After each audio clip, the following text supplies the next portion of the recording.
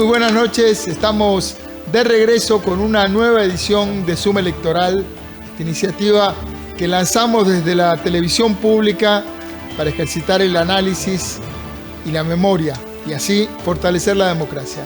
Este es el último programa de Suma Electoral antes de la próxima jornada del domingo 6, así que estamos con mucha expectativa. Le doy la bienvenida a mis compañeros de espacio, la periodista Vilma Ibarra, directora de Hablando Claro en Radio Colombia, Álvaro Murillo, periodista político del semanario Universidad y también del programa Hablando Claro, y nuestro especialista en comunicación, que ya lo tenemos repuesto de su dolencia aquí en el set, Gustavo Araya. Buenas noches, compañeros. Hola, ¿qué tal? Muy buenas noches, Ernesto, amigas, amigos, compañeros, todos en el set. Adrenalina es la palabra. Para nosotros los que estamos en la comunicación y en la comunicación política también, estas horas son muy intensas.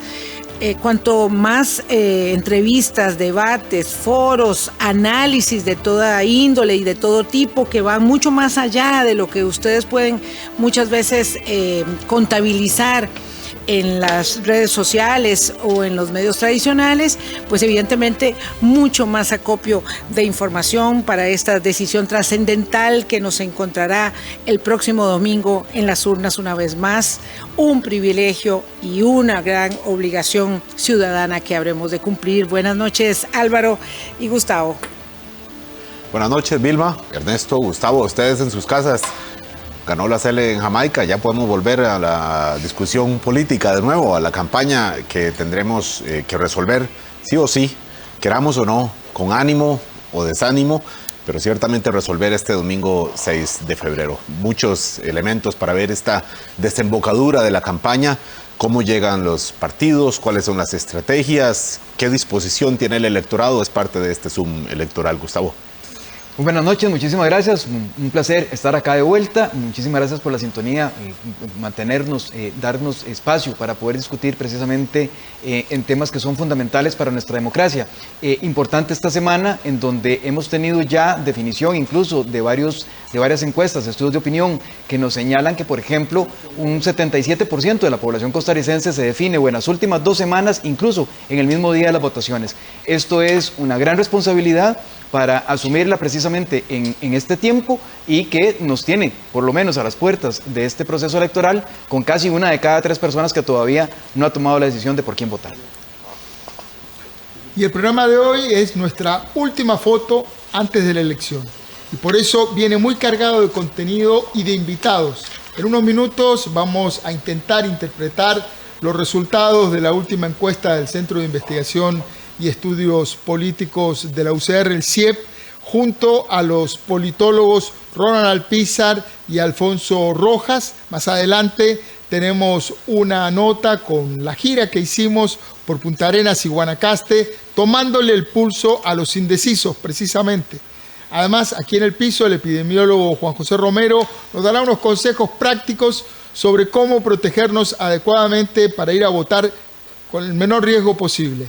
También vamos a analizar las estrategias finales de los candidatos, justo Esteban Mora, especialista en marketing y estrategia de medios digitales.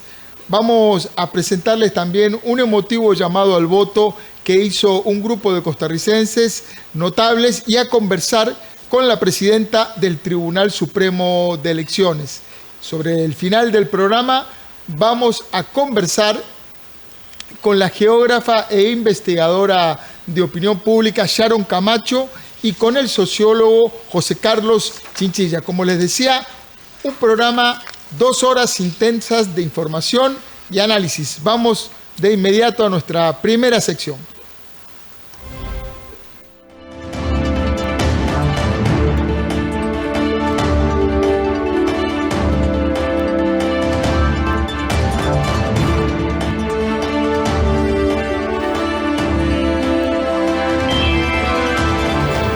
El Centro de Investigación y Estudios Políticos de la Universidad de Costa Rica, la encuesta de referencia para la campaña electoral, nos presentó hace 24 horas los últimos resultados en 2 estudios que son distintos, pero que complementariamente nos dan la lectura del curso de la campaña de cara a la primera ronda.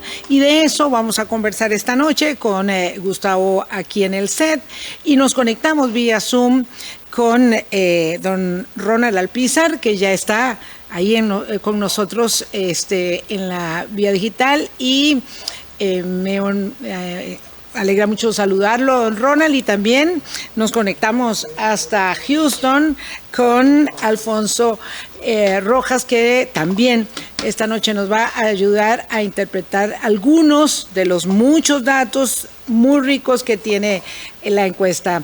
Muy buenas noches, Ronald. ¿Qué tal? ¿Cómo está usted? Doña Vilma, saludos a todos los televidentes. Un saludo además a don Gustavo, a don Álvaro y a don Ernesto, y por supuesto que a don Alfonso. Como usted decía, ¿verdad? Un proceso muy interesante, ¿verdad? Un proceso, como digo yo, que la moneda está en el aire a tan pocas horas, ¿verdad? Y bueno, espero aquí que podamos intercambiar impresiones sobre lo que viene, ¿verdad? Muchas gracias por la invitación.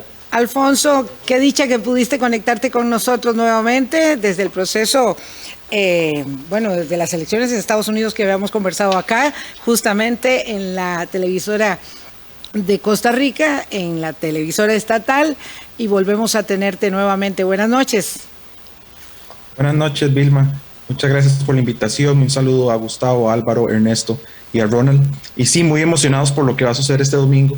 Una elección que, si bien es incierta, tiene muchos componentes de estabilidad en las preferencias y en los resultados de las diferentes encuestas que hemos visto en el pasado. Entonces es una combinación interesante de algunos detalles que podemos conversar más adelante. Sí, don Gustavo nos va a guiar en el camino de algunas de las gráficas que escogimos para esta noche, empezando por supuesto, Gustavo, con la infaltable gráfica de la intención de voto en el cierre de la estudio de medición del CIEP de prácticamente de lunes.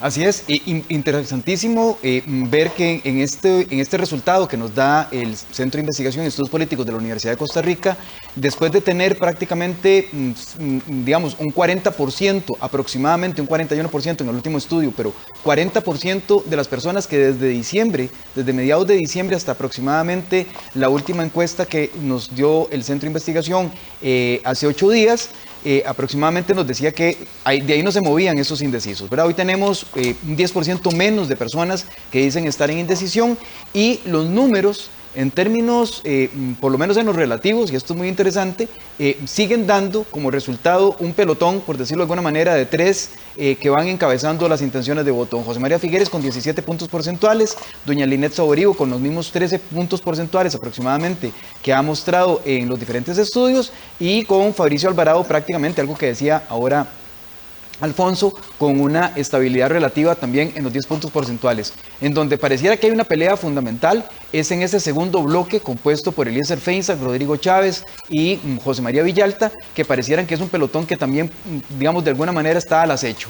Y el resto ya que se escapan incluso del margen de error, que prácticamente, digamos, siguen mostrando que hay pocas intenciones de voto de momento por parte de la ciudadanía.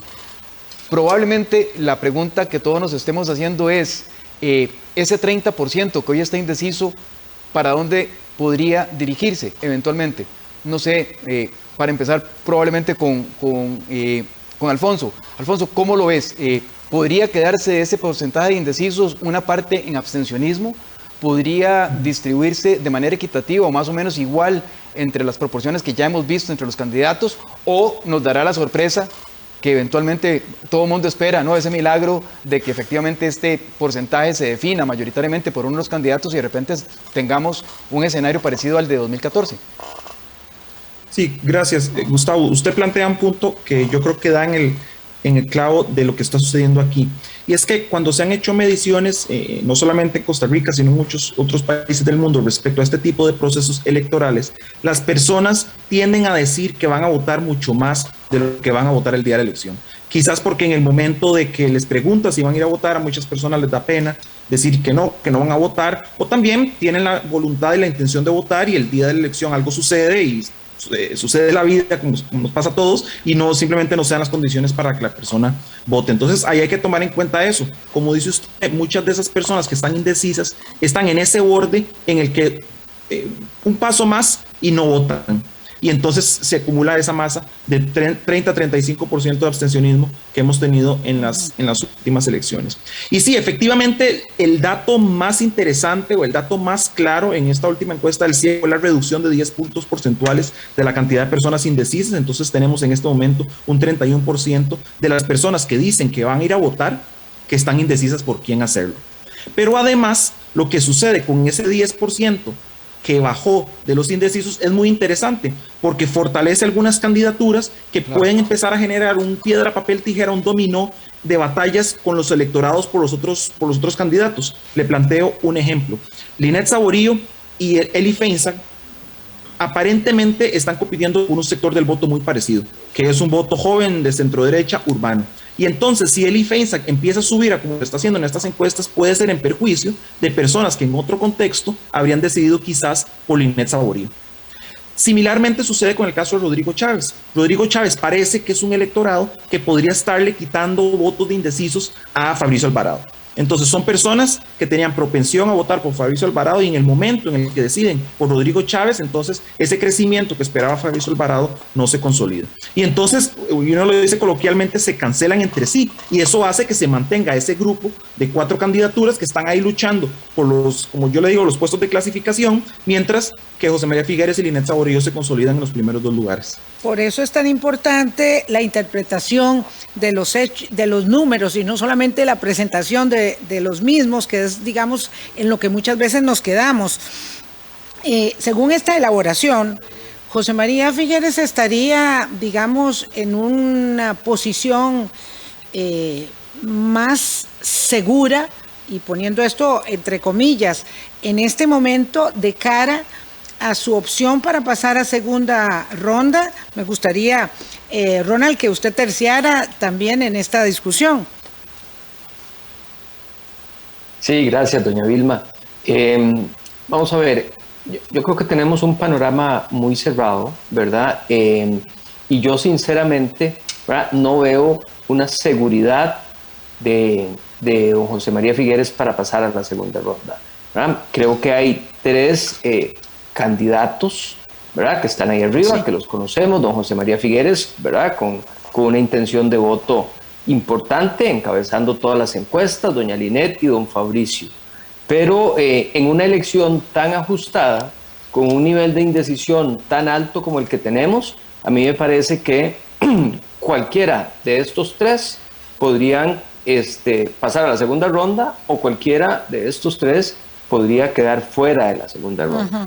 Yo lo que sí creo es que el grupo perseguidor, ¿verdad?, que está ahí en este segundo lugar, esos otros candidatos, les va a costar mucho tener posibilidades de llegar el domingo, ¿verdad?, con opciones claras de poder entrar a una segunda ronda, ¿verdad?, porque los niveles de crecimiento que hemos visto hasta ahora, y ya con esta última encuesta del CIEP, ¿verdad?, con un nivel de indecisión que ha bajado un poco, ¿verdad?, que se ha repartido, como lo señalaba Alfonso, ¿verdad? Entonces uno ve unas curvas de crecimiento de estos candidatos que van ahí en el grupo perseguidor, pero que son curvas de crecimiento, digamos, bastante planas, y que de una u otra forma les va a dificultar mucho llegar con opciones el domingo, me parece a mí.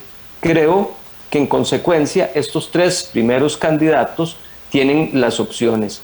Y lo que sí vamos a tener definitivamente, y eso lo vamos a comentar ahora, es una asamblea legislativa, ¿verdad?, con actores muy relevantes de estos otros partidos políticos o de estos otros candidatos que van ahí en el pelotón, ¿verdad?, o en ese grupo perseguidor de los 3 candidatos principales. Entendiendo que hay tanto nivel de obviedad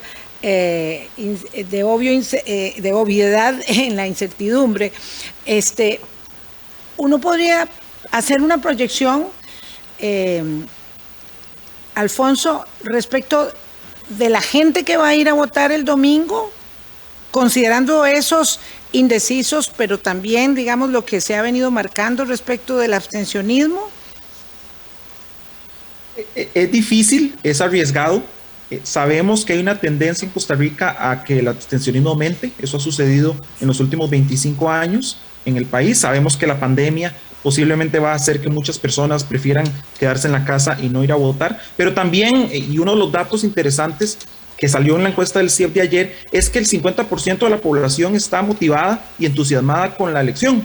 Y eso va a aumentar de aquí al domingo. Y entonces, bueno, uno dice, siempre hay mucha apatía, siempre hay mucho desencanto, siempre hay mucho desafinidad o de separación de los intereses partidarios, pero al mismo tiempo también podemos ver la otra cara de la moneda, y es que un gran porcentaje de la población está motivado, está queriéndose involucrar, está informándose, está tomando parte del proceso democrático, y eso puede ser una ventaja para el país. Entonces sí, algunos de los datos y las proyecciones nos podrían indicar que el abstencionismo podría aumentar, pero puede que no suceda, puede que las personas vayan a votar, y por eso es que también hay que instar a que todos participemos de este proceso democrático.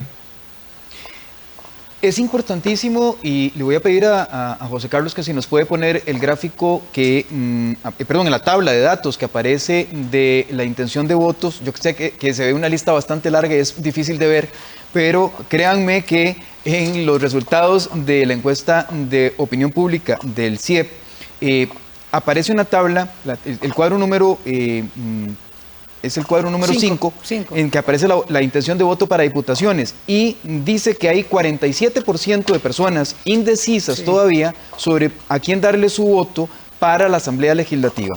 Aparece en una segunda posición, en un lejano 13%, el Partido Liberación Nacional, en un 10% la Unidad Social Cristiana, aproximadamente en un 7% el Frente Amplio, 6% Progreso Social Democrático, 4% Nueva República y 3% Liberal Progresista. Voy a dejarlo ahí, bueno, y el Partido el Partido Acción Ciudadana con aproximadamente un 2% de las intenciones de voto para diputaciones. Esto se puede continuar, ¿verdad? Pero evidentemente la lista es bastante larga. Quisiera preguntarle especialmente a Ronald. Ronald, hay una tendencia acá, digamos, de efectivamente ver que hay mayor nivel de indecisión de por quién votar para la Asamblea Legislativa. La primera pregunta, ¿es esto normal? ¿Cómo lo ves con tu experiencia precisamente en este ámbito respecto de votaciones anteriores? Y pregunta número 2, todavía, incluso si la moneda está al aire con las candidaturas presidenciales, pareciera que la moneda todavía también está al aire con respecto de cómo va a estar la conformación de la Asamblea Legislativa y cuáles van a ser las bancadas que vayan a estar. ¿Cómo lo ves desde tu experiencia? ¿Cómo podría analizarse estos resultados de momento? Sí, Gustavo, el tema de la Asamblea Legislativa tiende a ser, ¿verdad?, si se quiere, un poco más complejo, ¿verdad? Tenemos ahí el quiebre del voto, ¿verdad?, que lleva a un nivel de indecisión, ¿verdad?, importante, y esta vez no es la excepción. Vemos inclusive, como usted nos mostraba en ese gráfico de la encuesta del CIEP, ¿verdad?, que el nivel de indecisión para diputados hoy, bueno, ayer que se hizo la encuesta, es mayor que para la presidencia de la República. Vamos a ver, yo creo que eso sí, ¿verdad? Estos números al menos nos arrojan ya elementos importantes para ir dilucidando cuáles van a ser las fracciones que van a estar en la Asamblea Legislativa con mayorías importantes, ¿verdad? La actual Asamblea Legislativa empezó con 7 fracciones políticas, ¿verdad? Y pareciera, por estos números que nos muestra esta encuesta y que hemos visto además en otras encuestas, que al menos ya tenemos 6 fracciones políticas que vamos a tener en la Asamblea Legislativa. Es difícil imaginarse que la fracción de Liberación Nacional no sea la fracción mayoritaria, ¿verdad? Y lo que uno sí ve es que muy posiblemente los 17 diputados que tiene la fracción de Liberación Nacional en este momento no los va a mantener para la próxima. Pareciera que van a ser menos, ¿verdad? Vemos ahí también con una cantidad de diputados importantes a la Unidad Social Cristiana, ¿verdad?, que posiblemente pueda subir 1 o 2 diputados con respecto a los 9 diputados que tiene ahora, ¿verdad? Y bueno, otras fuerzas políticas como Nueva República, ¿verdad?, que pareciera que, recordemos que Restauración en la elección pasada obtuvo 14 diputados, ¿verdad? Viene la división, ahora viene Nueva República, Restauración muy diezmado, ¿verdad? Pero Nueva República pareciera que va a sufrir una pérdida importante de diputados, ¿verdad?, llegando en el mejor de los escenarios, de acuerdo a esas proyecciones, a 6, 7 diputados, ¿verdad? 8 diputados. Y vamos a tener ahí actores políticos nuevos en la Asamblea Legislativa. Vamos a tener a Progreso Social Democrático con una bancada importante, ¿verdad? Que puede andar alrededor de los 5 diputados, ¿verdad? Pareciera que ya don Eli Feinsack está sembrado en la Asamblea Legislativa también y podría llevar 1 o 2 diputados más, ¿verdad? Entonces, esto es relevante. Yo en este momento, ¿verdad? Con estas proyecciones que usted nos mostraba ahí, creo que ya tenemos 6 fracciones políticas. Vamos a tener posiblemente más fracciones políticas que la actual Asamblea Legislativa de 7. Me parece que vamos a andar entre 7 y 9 fracciones políticas representadas en la próxima Asamblea Legislativa. Y podemos ahora, para no acaparar mucho el tiempo, podemos ahora hablar qué significa eso en términos de dinámica parlamentaria y qué significa eso en términos de agenda parlamentaria, en términos de las afinidades que han existido ahora, las negociaciones, coaliciones que vienen de segunda ronda y por supuesto cómo esas coaliciones que se van a dar para segunda ronda van a tener, digamos, una incidencia directa sobre las negociaciones del próximo 1 de mayo y en consecuencia la agenda. Pero bueno, eso ya lo podremos ver más adelante. Eso lo podemos ver con mucho detalle la próxima semana, pero vamos a ver, Alfonso, con ese nivel de indecisión que muestra la intención de voto para la papeleta diputadil, ¿cuál es tu opinión respecto de lo que nos plantea Ronald? Yo soy optimista al respecto, porque creo que hay que verlo no únicamente como una fotografía o como la fotografía que es esta encuesta, sino en comparación con el resto de encuestas y la progresión de esa indecisión. Entonces, cuando vemos que de la encuesta del CIEP anterior, de hace una semana, a la de ayer, bajaron en 10 puntos porcentuales los indecisos, a nivel presidencial, ese porcentaje se mantuvo a nivel diputadil. Pero tiene sentido desde la lógica del elector, porque muchas personas en este momento están estudiando los planes de gobierno, están viendo los debates con los candidatos, están tratando de decidir e informarse respecto a 25 aspirantes presidenciales. Parece que entonces en los últimos días muchas de esas personas tomaron la decisión, ok, voy a votar por esta persona, voy a votar por esta otra, y ahora entraré en un proceso de decir, ok, ya una vez que tengo este definido, ahora voy a definir y voy a estudiar y voy a decidir qué hacer con el voto parlamentario. Entonces es parte natural de un proceso en el que las personas van decidiendo por pasos y uno esperaría que de aquí al domingo muchas de esas personas entonces consoliden su decisión o votan por el mismo partido por el que van a votar por la presidencia o hacen el quiebre del voto, y eso va a ser algo interesante para observar después de los resultados del domingo. Ustedes son los expertos, pero a mí me genera una gran inquietud, digamos, entender cómo se pueden extrapolar datos a la decisión legislativa y sobre todo desconociendo realidades locales o provinciales, cantonales, que no sé si se pueda llegar hasta ahí en las mediciones, pero bueno, eso lo sabremos en el curso, no del domingo, sino de los días subsiguientes también, cuando veamos la conformación parlamentaria que no estará lista el domingo. Tenemos otros gráficos, Gustavo, que escogimos y no sé si querés que los veamos los 3 juntos o los 2 juntos que quedan para que los puedan analizar nuestros invitados. Tal vez los vemos muy rápidamente, Ajá. los 3 juntos, y ahí voy haciéndole las indicaciones a José Carlos. El primero es el tema de la motivación. Me parece que el tema de la motivación es un tema importante siempre para ver cuál es el termómetro que nos permite precisamente ver cómo va a estar el proceso electoral en términos reales. Viendo una seguidilla de los 3 estudios en octubre, en diciembre y en enero, lo que vemos acá es que hay una relativa motivación cada vez más, más alta en términos de lo que es la participación electoral. Igual, el interés en votar, alto o muy alto, en este momento ha crecido con respecto a las mediciones anteriores. Si quieres, seguimos, José Carlos, para ver el siguiente. Esta era la fotografía de personas indecisas para la medición anterior de enero. Teníamos un 40% y ahora tenemos un 30%. Probablemente, conforme aumente ese interés de las personas en votar, también vayan desgranándose, o diluyéndose un poco este nivel de indecisión y sigamos avanzando desde ese 30, probablemente hasta más.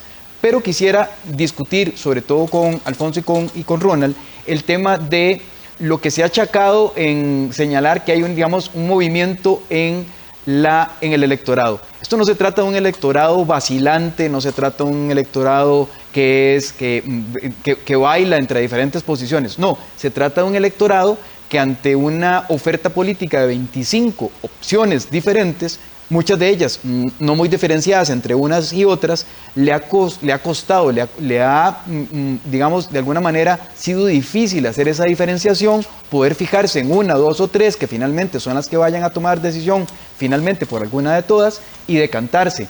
Lo que estamos viendo en el estudio panel es que precisamente conforme va avanzando el proceso electoral, hay una mayor definición. Lo que empezábamos a ver como indecisos prácticamente se va desgranando, que ya es un tema interesante, y por otro lado, lo que hemos empezado a ver como personas que ya estaban decididas de alguna manera, empiezan a aparecer las famosas figuras de los swingers, o sea, las personas que de nuevo empezaron con una candidatura y terminan definiéndose por otra, y las que adoptan una nueva candidatura, o sea, que no estaban con nadie, pero que ahora adoptan una nueva candidatura, y quienes ya de todas maneras tienen, digamos, solidificada su decisión.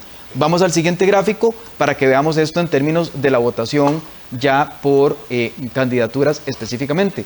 Si nos hace el favor, José Carlos, de poner el siguiente gráfico. Ok, había un gráfico más, pero lo vamos a discutir después probablemente, sobre el tema de cómo se han ido definiendo, digamos, han ido saltando de candidatura en candidatura. La pregunta para Alfonso. Pensando en esto que se achacaba en algún momento como volatilidad del voto, que en realidad es la complejidad de la toma de decisiones de la ciudadanía. Si nosotros que estamos en esto normalmente, nos es difícil, digamos, la identificación de las 25 candidaturas, de los 25 planes de gobierno, de las 50 personas que forman parte de las fórmulas presidenciales de cada una de esas 25 candidaturas. No me imagino, digamos, la complejidad de la toma de decisiones que tienen en este momento las personas que están por emitir su voto el próximo domingo. ¿Cómo interpretar esta situación? Hay una autora, Sheena Iyengar, de los Estados Unidos, que dice que ante la multiplicidad de opciones, las personas, los seres humanos, tendemos más bien a paralizarnos. ¿Estamos viendo un poco esa parálisis, Alfonso? ¿Cómo lo ves desde tu óptica para entender esta movilidad del voto? Desde el punto de vista de estas categorías que utiliza el CIEP para definir si las personas están pasando de apoyar a una candidatura hacia otra, o si pasan de ser indecisos a una candidatura, o si se quedan como indecisos, yo lo quisiera ilustrar de esta forma. Si fuera el estratega de alguna de las candidaturas, lo que hay que enfocarse es en las personas indecisas. Las personas que ya están decididas, a partir de los datos que estamos viendo en el CIEP, es muy difícil y quizás ni siquiera vale la pena desde el punto de vista estratégico ponerse a pelear por quitárselas al otro.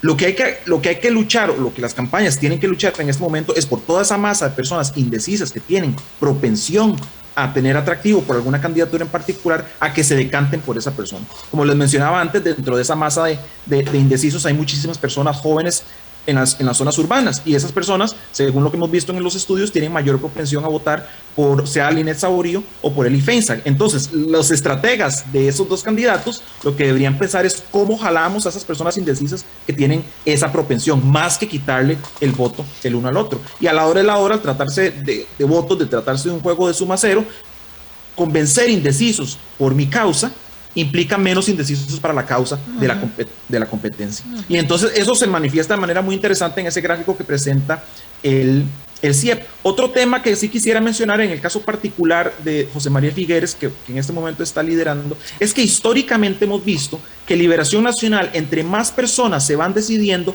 más va bajando su porcentaje del pastel de votos. Porque Liberación Nacional es un partido muy particular a efectos de su electorado, en el sentido de que tienen un voto muy duro. La mayoría de personas liberacionistas ya están decididas desde hace mucho tiempo, y eso le da una constancia y le da una estabilidad a la preferencia de Liberación Nacional. Pero eso viene con una desventaja, y es que los candidatos de Liberación Nacional en las últimas elecciones no han tenido la capacidad de jalar esos votos indecisos. Se quedan únicamente con la estructura, y entonces si no plantean una estructura de movilización el día de la elección, o si el liberacionismo no está contento, no salen a votar, y entonces no tienen el caudal electoral del que los que sean candidatos liberacionistas dependen. En esta encuesta en particular, y en ese gráfico que plantea el CIEP, notamos que dentro de esa disminución de los indecisos, una quinta parte se puede hacer una extrapolación, están decidiéndose por José María Figueres. Y entonces eso rompe una tendencia histórica de decrecimiento de Liberación al final de la elección, y eso podría ser lo que en este momento sea una ventaja para el candidato liberacionista, a pesar de que, como mencionaba Ronald muy bien, en este momento nadie se puede dormir en los laureles, nadie puede sentirse que está en una posición cómoda, nadie puede sentirse que ya está en segunda ronda, porque entonces a partir de ahí es donde se cometen los errores que van en la recta final, más cuando estamos entre los días donde más personas van a decidir, donde suceden los debates que más personas ven y donde propiamente el día de la elección es que se va a definir esto en las urnas. Mientras estamos nosotros conversando, se acaba de publicar en el Observador, el diario El Observador, cuyas encuestas realiza la empresa Demoscopía, una encuesta de intención de voto que le da 20 puntos a José María Figueres, coloca en empate a don Rodrigo Chávez con 11,8 y a doña Linet Saborío con 11 puntos, a Fabricio Alvarado lo manda al cuarto lugar con 8, a José María Villalta lo deja en el quinto con 6,6 y ubica a Eliezer Feinsack con 5 puntos porcentuales. Esta encuesta, repito, de Demoscopía para el diario digital El Observador, ¿cambia en algo lo que ustedes estaban analizando, Ronald y Alfonso, o digamos que la fotografía con 2 puntos, 3 puntos más para José María Figueres se mantiene igual? Ronald. Bueno, digamos que sí, gracias, doña Vilma. Me parece que esta encuesta que usted nos está comunicando en este momento, por lo menos mi primera valoración la cambia bastante, ¿verdad? En el sentido de que hace, ¿verdad?, ya un distanciamiento muy importante entre don José María Figueres, ¿verdad?, que aparece ya con un 20% muy consolidado en un primer lugar, y a una distancia, ¿verdad?, muy relevante, doña Linet y don Rodrigo Chávez en primer lugar, ¿verdad? Entonces, con esta encuesta, pareciera que don José María Figueres tiene muchísimas posibilidades de pasar a la segunda ronda, ¿verdad? Dos, el segundo elemento que yo analizaba también viene a provocar, ¿verdad?, un aspecto novedoso, y es que empieza a darle posibilidades, me parece a mí, por primera vez, ¿verdad?, en términos de intención de voto a don Rodrigo Chávez, que se coloca por primera vez en una encuesta en el segundo lugar, ¿verdad?, en un empate técnico con doña Linet Saborío. Entonces, me parece a mí que sí, ¿verdad?, obviamente hay que analizar el estudio, ¿verdad?, y ver todo el tema metodológico, etcétera, pero en una primera instancia a uno le provoca esta encuesta, estos datos que usted nos acaba de mostrar, variaciones a mi criterio muy relevantes. Don Alfonso, nos tenemos que ir retirando, pero evidentemente queremos una última apreciación suya sobre los datos de la encuesta de Demoscopía para el diario El Observador. Sí, yo sí la veo muy parecido a la encuesta anterior que había sacado el mismo Demoscopía. La única variación importante es una caída de Linet Saborío, pasó de la encuesta anterior de Demoscopía de 15.4% a 11%, y eso refuerza el punto que estaba mencionando antes, porque en la encuesta de Demoscopía de hace 3 semanas, Eli Feinsack salía con 1%. En esta nueva encuesta, Linet Saborío baja 4% y Eliezer Feinsack crece 4%. Entonces refuerza ese patrón de un voto joven urbano que se está haciendo por Eli Feinsack, que era el voto que tenía propensión hacia Linet Saborío. Rodrigo Chávez obtiene básicamente el mismo porcentaje que obtuvo en la misma encuesta de Demoscopía hace una semana. José María Figueres también, y Fabricio Alvarado pierde unos puntos porcentuales también que pueden estar justificados por ese crecimiento de Rodrigo Chávez. Y aquí entonces uno puede entrar en una discusión respecto a por qué las encuestas están dando números tan diferentes, por qué Demoscopía da números tan diferentes del CIEP, por qué el CIEP y Demoscopía dan números tan diferentes de OPOL. Y aquí lo que hay que comprender también es que las encuestas utilizan diferentes metodologías. El CIEP utiliza una metodología telefónica, llaman a teléfonos celulares. Demoscopía y OPOL van a las casas o tocan puertas o encuentran a las personas en paradas de buses y les hablan de manera presencial, y eso puede generar diferentes resultados producto de las personas o el perfil de las personas a las que se les realizan las encuestas. Y entonces por eso es que esas comparaciones entre encuestas a veces pueden ser un poco caprichosas, pero cuando uno hace las comparaciones dentro de la misma encuesta es donde uno puede ver la evolución de esos patrones del electorado dentro del mismo cuadro muestral, y entonces eso permite una comparación más más simétrica. Entonces sí, esta encuesta nueva de Demoscopía consolida el liderato que tiene en este momento José María Figueres, consolida el rol que está teniendo Elías Trepensa con el votante de Linet Saborío, consolida la estabilidad que ha tenido en la participación de José María Villalta y pone en riesgo, pone un asterisco junto con la encuesta del CIEP a lo que está haciendo Fabricio Alvarado y de dónde podría sacar votos si Rodrigo Chávez se los está quitando en las zonas rurales. Wow. Alfonso, una pregunta precisamente con esto respecto a las metodologías. Yo sé que es un tema bastante complejo y no es el programa para hacerlo, digamos, en profundidad, pero pareciera que también se trata no solamente de una metodología respecto de la técnica de recolección de los datos, sino también podría estar asociado, y quisiera tu criterio, al marco muestral que esté utilizando. Hacer una encuesta telefónica celular no es lo mismo que hacer una encuesta telefónica residencial, y no es lo mismo que hacer una visita casa a casa. Digamos, todas van a reflejar datos diferentes porque no solamente es cómo recojo los datos, ¿verdad?, sino además cuál es la implementación efectivamente de esa recogida de datos en términos de la técnica. Pareciera que Demoscopía, habiendo dado resultados de que iban a votar 1.400.000 personas en la Convención de Liberación Nacional, después nos dijo que iban a votar 800.000 personas en el PUSC, y después nos dijo que iban a votar 400.000 personas en el PAC.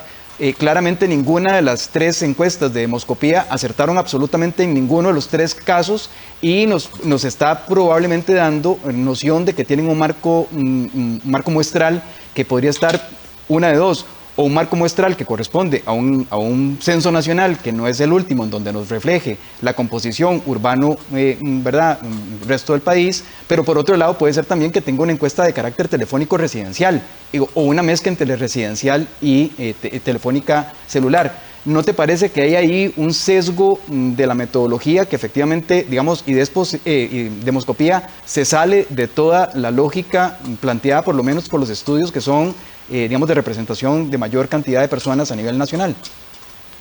Sí, efectivamente, esos cuestionamientos metodológicos son válidos. Lo que ahí es importante acotar es que no hay encuesta perfecta, no hay marco muestral perfecto, y es importante aceptar esto y tener en cuenta cuáles son las limitaciones de cada una de las estrategias de muestreo a la hora de interpretar los datos. Entonces, Gustavo, si tenemos claro estos problemas o estas limitaciones que tiene la encuesta de Demoscopía, entonces podemos hacer los análisis a partir de esas limitaciones que sabemos que tiene. Las mismas limitaciones, limitaciones, pero limitaciones diferentes, tiene la encuesta del CIEP y tiene la encuesta de OPOL, siempre y cuando asumamos, por supuesto, que la metodología está implementada de manera con integridad y que no hay algún tipo de amañamiento que sale dentro de la aplicación de las técnicas de la estadística. Entonces, sí, todas las encuestas tienen limitaciones. Lo importante es que haya una metodología clara que nos permita saber dónde están esas limitaciones y cómo podemos proyectar lo que puede suceder en la elección a partir de esas limitaciones, a partir de los números que las encuestas nos están soltando. Se nos hizo un poquito más largo de lo que habíamos proyectado, pero era necesario introducir el tema de la última encuesta.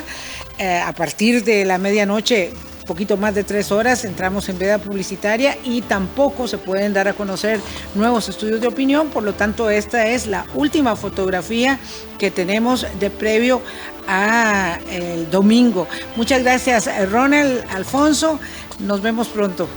Vamos a pausa y regresamos. Muchas gracias. Muchas gracias. Chao, chao. Hasta luego. Chao.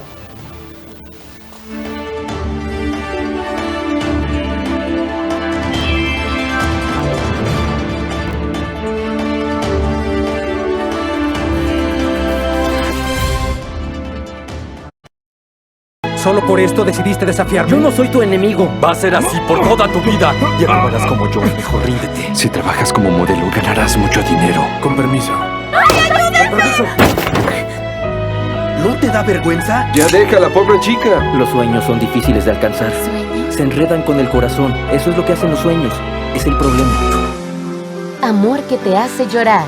Los sábados a las 3 de la tarde. En 13. Costa Rica Televisión. Diversas coreografías, sus bailarines y coreógrafos. Todo el talento de la danza moderna, clásica y ballet. Véalo en Festival Estrena Danza 2021. Los domingos a las 12 mediodía. En 13. Costa Rica Televisión. Jugadas increíbles. Grandes estrellas. equipos que hacen historia. Lo que usted quiera saber sobre el campeonato alemán está en Todo Gol.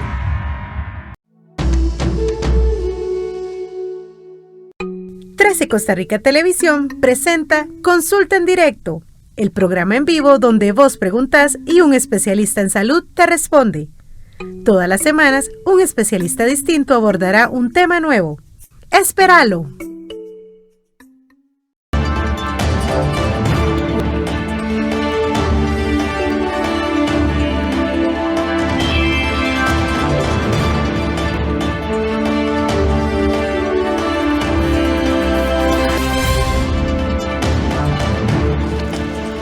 Indudablemente Costa Rica es un país centralista. No por casualidad hay muchas quejas fuera del Valle Central sobre las políticas públicas centradas, dicen, entre Paraíso de Cartago y San Ramón de Alajuela. Algunos dicen incluso entre Escazú y Tres Ríos, específicamente hablando del área metropolitana. Evidentemente hay que poner el ojo también en las dinámicas particulares que ocurren en provincias costeras, donde además se está evidenciando una mayor indecisión a juzgar por las encuestas del CIEP de la Universidad de Costa Rica, y también donde se manifiestan dinámicas diferentes, se vuelcan diferente en términos de, digamos, de las masas de votos, y decimos se vuelcan cuando se vuelcan, porque en realidad también muestran una mayor abstención. Es parte de lo que fuimos a ver el día sábado a un cantón de la provincia de Guanacaste y un recorrido también por Punta Arenas con la idea de ir un poquito más allá de nuestro Valle Central para mirar también cómo se desarrolla este proceso hacia las elecciones del domingo. Veamos. Marisol González es una madre soltera, tiene 34 años y vive en Cañas, Guanacaste. Pertenece a los 3 grupos donde se eleva la indecisión: joven, mujer y domicilio en una provincia costera. Se dedica a atender el tramo de frutas y abarrotes que tiene su familia en el mercado de Cañas, mientras avanza en sus estudios de educación primaria en la UNED. No he elegido todavía aún por quién votar. Sinceramente, hay una decepción muy grande al ver que siempre piden y dicen que van a dar, que van a forjar un futuro mejor para Costa Rica, y al final seguimos decayendo, tanto económicamente, socialmente. Entonces, ahorita no tengo ninguna empatía por ninguno de los electores, ¿verdad? Entonces, no sé si aún voy a votar. Tengo 34 años y a los que están a mi alrededor, mi núcleo social, estamos igual. Aún con todo lo que se ha dado en las campañas, no nos hemos tomado así como el tiempo para ver cuál es el mejor candidato para nuestro país, pero sinceramente en la parte social que tengo yo, no hemos decidido si aún vamos a votar o nos quedamos en casa. Vive en Guanacaste, donde la tasa de indecisión de 44% supera por 3 puntos al promedio nacional que se registraba 2 semanas antes de las elecciones en la encuesta del CIEP de la Universidad de Costa Rica. Vecinos con quienes conversamos nos dicen que la oferta política no presenta soluciones a los problemas de su día a día. Por ejemplo, yo diría de inmediato es el empleo, y a través del empleo se viene tanto robo, tanto asalto, tanto narcotráfico, tanta venta al menudeo de piedra, digámoslo. Y esto se refleja en el ánimo electoral. Muy escasas banderas y pocas personas aceptan hablar de política. Por los últimos acontecimientos, y la gente está muy golpeada en los criterios de los candidatos a la presidencia. Sí hay mucha gente con ganas de votar. Lo que pasa es que la razón que está muy mal informada. Una pregunta es cuántas de estas personas que están indecisas en este momento lleguen hasta la fecha de la jornada electoral y no hayan resuelto su decisión y se sumen, por tanto, al ausentismo en las urnas. Es un riesgo que se asoma en Punta Arenas, la provincia de mayor abstencionismo en el país desde los comicios del 2006, al desplazar a Limón. Solo un 57% de los puntarenenses votó en la primera ronda del 2018, aunque hubo cantones donde bajó hasta 50% la participación, como Golfito. Enojo y desgano es lo que nos expresaron los puntarenenses del Cantón Central. Yo le digo una cosa, si antes nosotros, el pueblo, no queríamos votar, mucho menos ahora, porque ya nadie cree, ya nadie.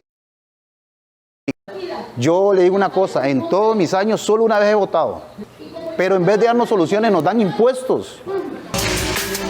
Punta Arenas ha sido objeto de interés en años recientes por los perjuicios que un sector de pescadores atribuye a la prohibición a la pesca de arrastre, sellada con un veto del presidente por razones ambientales.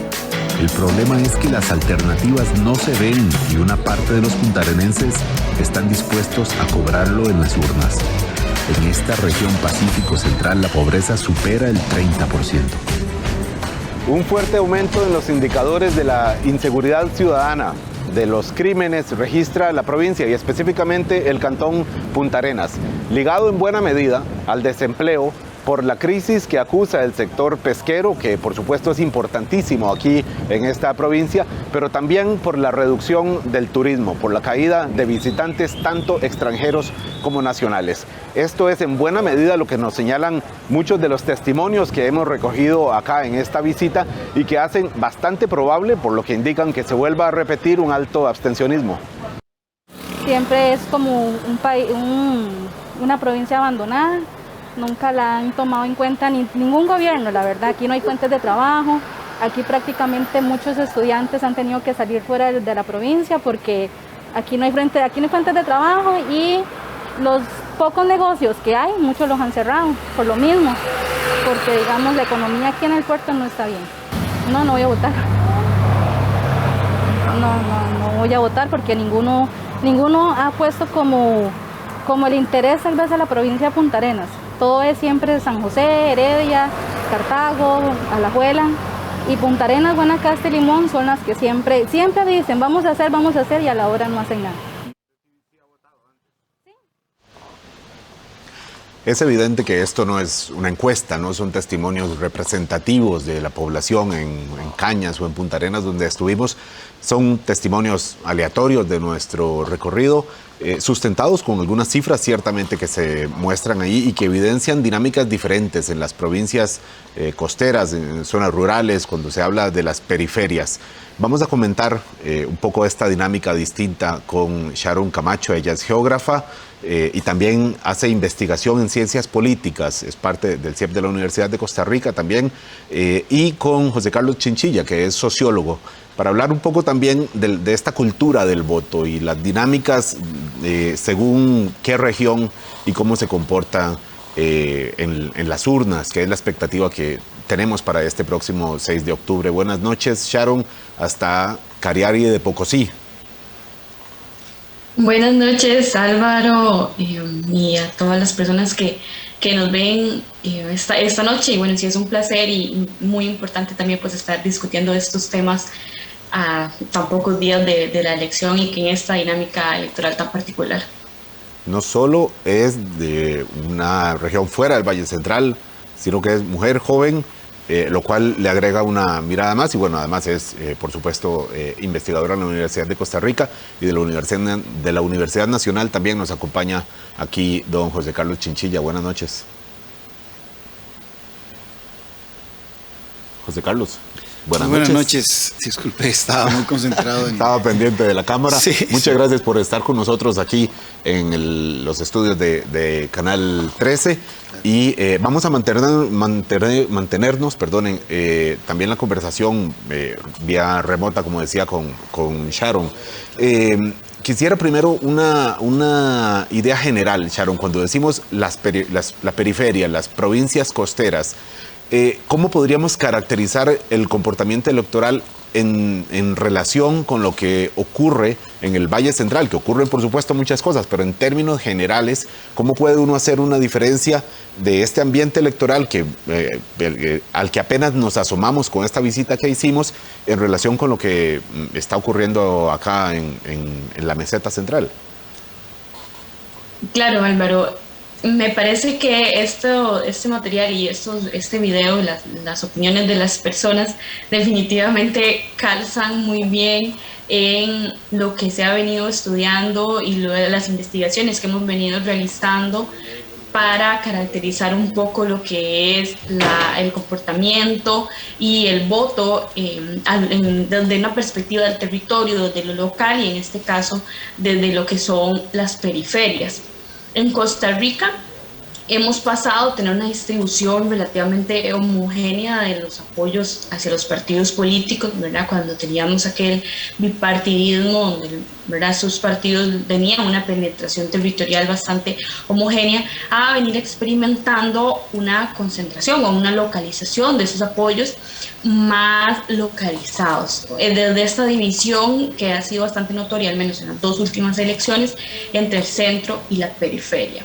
Y que esta división y este clivaje cada vez más se podía ir deslumbrando en los resultados desde esta perspectiva más estructural, desde las brechas territoriales que cada vez son más evidentes en nuestro país y que en efecto lo que venimos viendo y apoyado también con lo que mencionaban las personas en el video, de esta misma percepción de las personas en cuanto a un abandono y en cuanto a un estado lejano, centralizado, ¿verdad? Una institucionalidad también que les ha quedado debiendo desde esta perspectiva. Entonces, pues ahora el escenario, para explorar esta idea, lo que vemos un poco es con la erosión que vemos en la intención de voto, como bien también se mencionaba de los últimos estudios de opinión del Partido Acción Ciudadana, que ha tenido una tendencia a centrarse en lo que es el centro del país, en el GAM, pues estamos a las puertas de que haya también una reconfiguración en esta distribución del voto y que también en un escenario donde tenemos bastante oferta partidaria que se está distribuyendo, ¿verdad?, de una manera también bastante homogénea entre las diferentes candidaturas, vamos a tener un panorama diferente al que hemos venido viendo en las dos últimas elecciones, Sharon, al menos.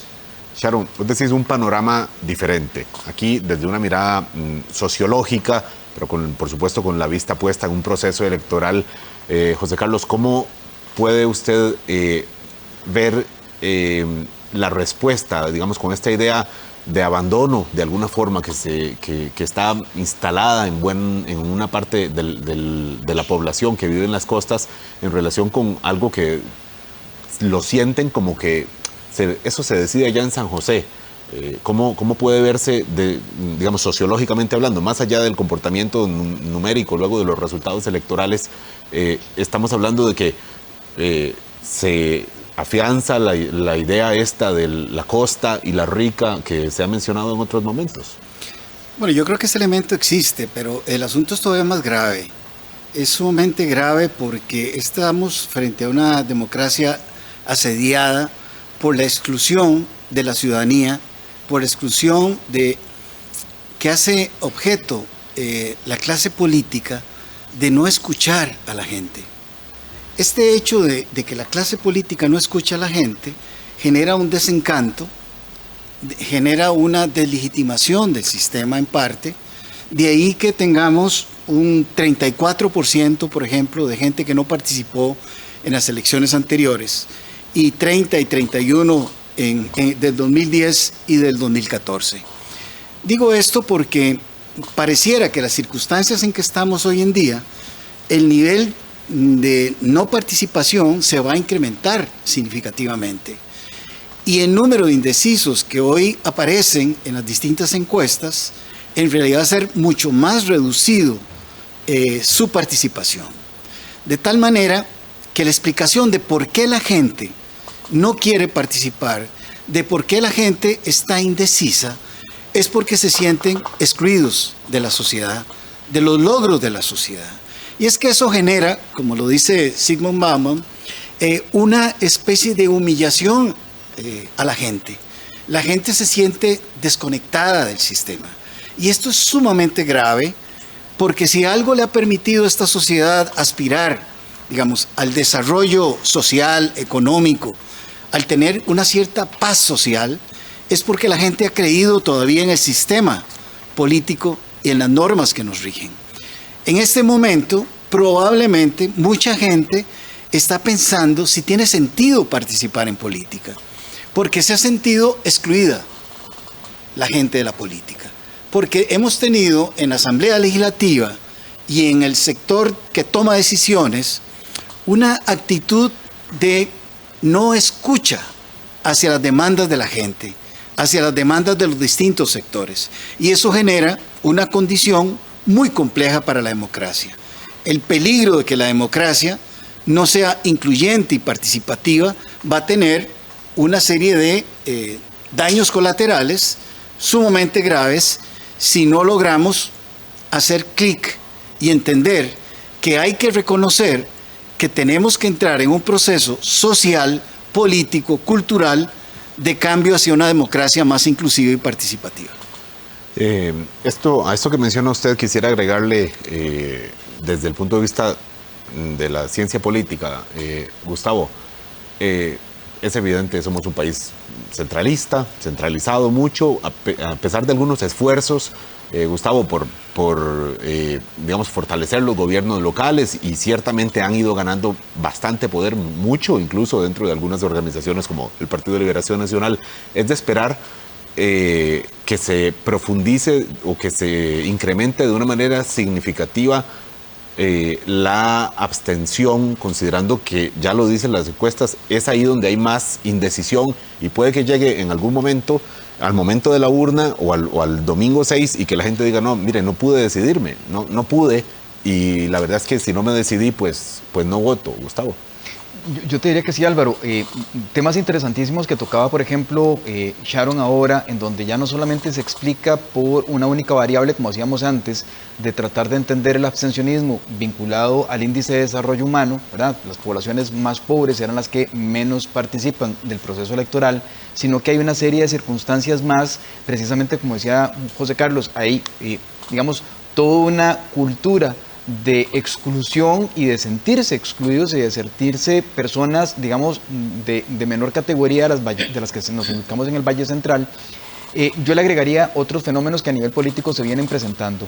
Los datos del Tribunal Supremo de Elecciones muestran que desde 1998 hasta la fecha, constantemente ha venido subiendo la proporción de personas que deciden abstenerse. Tan es así que cada vez que hay nuevos votantes, las nuevas cohortes de votantes, las personas que nacieron, por ejemplo, que tenían edad de votar para el 2018 pasado, ¿verdad?, que nacieron en el año 2000 o antes, ¿verdad?, recientemente obtuvieron su cédula para votar en el 2018, solamente un 60% acudió a las urnas, un 40% decidió no participar.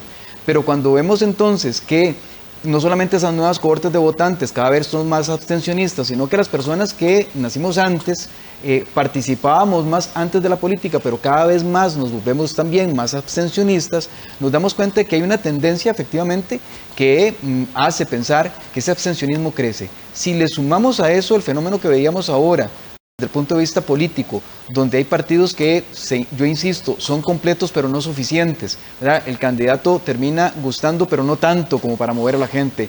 El programa de gobierno resulta bueno pero no necesariamente me incluye a mí como votante, no me tiene a mí como persona, ¿verdad?, con mis necesidades completas. Esa forma no completa de la oferta política, y además de 25 opciones electorales que de nuevo tienden a paralizar a la población, van a ser efectivamente, además de una situación de COVID, de pandemia, van a desestimular sin duda alguna, y yo creería que en esos elementos ya de cultura política, de abstenerse, van a generar también un crecimiento de la población, digamos, abstencionista para este proceso electoral. Esto que menciona usted, Gustavo, de una oferta amplia pero incompleta, me comentaba antes del programa de Sharon, para hacer una última intervención muy breve, del sentimiento de que las campañas tampoco han llegado a los territorios de las zonas rurales. Claro, ocurre que es en el centro del país donde se decide una elección presidencial por el volumen de votantes que hay, porque por supuesto la gran mayoría vivimos aquí en el área central. Pero decía de una idea de que las campañas tampoco se han acordado, ni siquiera porque les interesa esos votos, debería interesarles, de distintos territorios y que en buena medida porque los partidos ya no son partidos, sino que son figuras, tanto que decimos el partido de Eliezer Feinstein, el partido de Rodrigo Chávez o de Pilar Cisneros, y no tanto el PUSC o el PLN, que por supuesto, o el PAC, digamos que son partidos ya establecidos. ¿Cuánto incide esto, Sharon, de una manera así breve, por favor? Sí, una de las cosas que, al menos desde la experiencia también de la campaña aquí en un entorno rural y que hemos también venido estudiando, es que en efecto las campañas electorales no se dan de la misma manera, son diferentes. Y con este sentido de abandono, de exclusión que mencionaban bien ahorita en los comentarios que hacían los compañeros, entonces para las personas en estos entornos rurales, la cercanía, el compartir, el ver a los partidos, a los candidatos, a las comunidades, es algo que todavía es muy importante y que esta campaña no lo ha tenido, la verdad. Aquí esto se vive completamente diferente y entonces eso es lo que aumenta esta percepción de lejanía, de desvinculación de lo político y de las candidaturas, y que también hace una ruptura o una desconexión con este juego de escalas de la nacional y de lo local con respecto a lo que ofrecen estas candidaturas, lo que se discute en un debate o en una entrevista, y con lo que realmente priorizan las personas de esos entornos rurales, que muchas veces va más allá del déficit fiscal, a cómo vamos a solucionar el déficit fiscal a nivel nacional, y podemos pensarlo más bien a cómo me van a solucionar a mí el puente que tengo toda la vida de estarlo pidiendo, por ejemplo,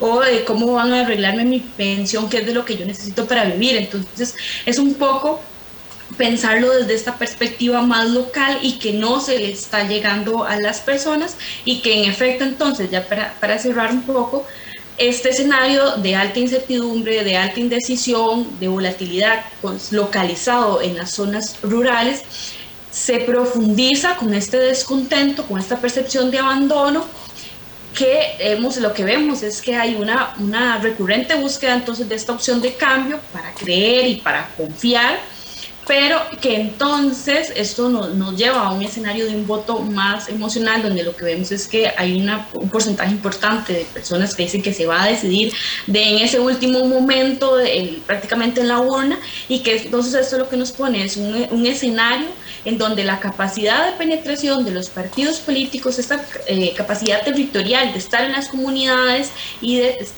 configurar este ambiente electoral el propio día, va a ser fundamental en estos espacios de socialización política para definir al final de cuentas, en este caso, por quién se decidan las personas a votar, o si se motiven a ir a votar por alguna de las candidaturas.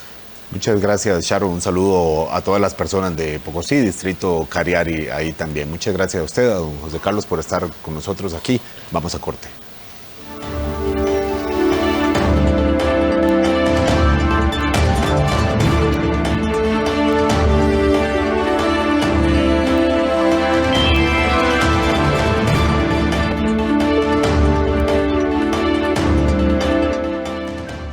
Para mí el pintar es emociones, ¿no? O sea, yo creo que los colores son emociones, son sentimientos que puedes encontrar en ellos.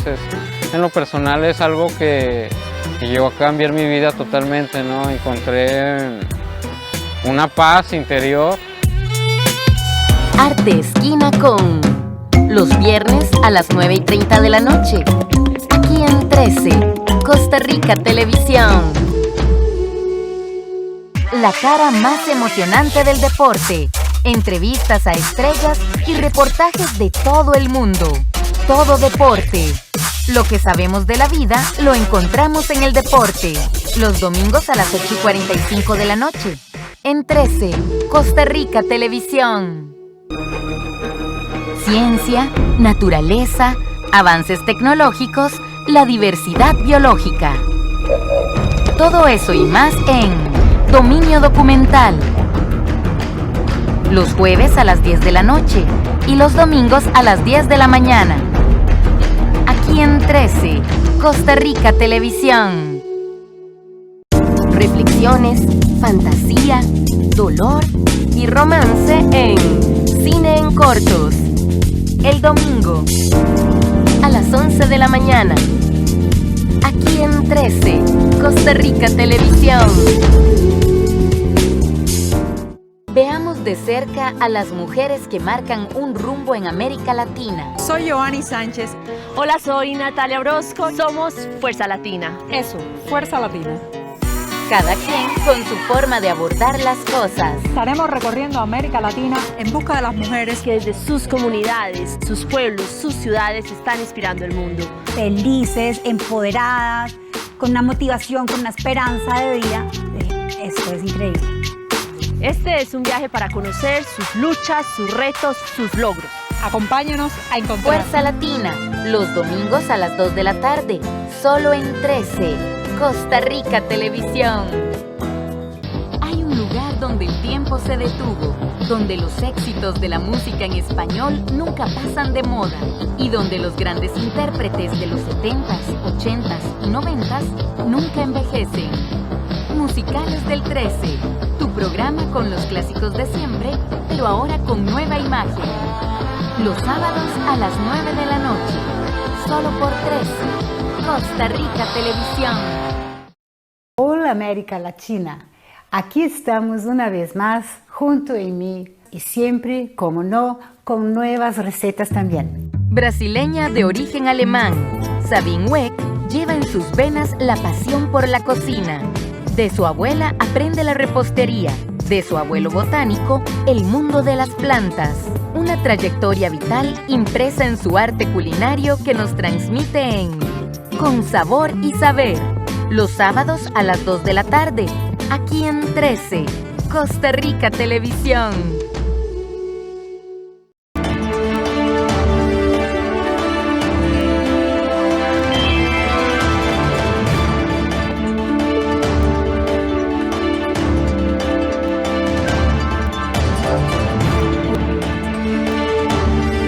Nueve y 10 de la noche estamos de regreso en este Zoom electoral, en el último programa antes de las elecciones. Y hay, como estábamos viendo a lo largo del programa, un nivel de incertidumbre muy alto, un nivel de volatilidad muy alto y mucha gente pensando si realmente vale la pena o no ir a votar. Tengo aquí en el set conmigo, invitamos a la presidenta del Tribunal Supremo Electoral, doña Eugenia Zamora. Buenas noches, doña Eugenia. Buenas noches, ¿cómo está? Un gusto estar aquí de nuevo con ustedes. Doña Eugenia, mucha gente con dudas sobre ir a votar, con dudas sobre si es seguro ir a votar, si vale la pena ir a votar. Bueno, en principio, háblenos sobre, así muy brevemente, sobre las garantías de que ese voto es un voto que tiene transparencia, que va a ser observado. Entiendo que hoy firmaron con observadores internacionales un acuerdo. Así es, cómo no. Bueno, ¿por qué ir a votar? Lo fundamental, ¿verdad? No solamente porque jurídicamente es un derecho humano, uno de los derechos icónicos, ¿verdad? El derecho al sufragio nos llevó prácticamente parte de todo el siglo XX, lo que vamos del siglo XXI, para ir ampliando cada vez más el derecho al sufragio en el mundo y en nuestro país.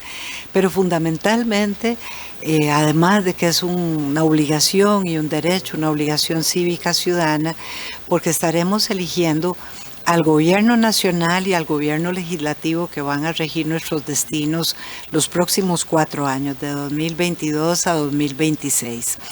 Hay países en donde esto no es posible todavía a estas alturas de la historia de la humanidad, o siendo posible, no es un voto transparente, no es un voto secreto.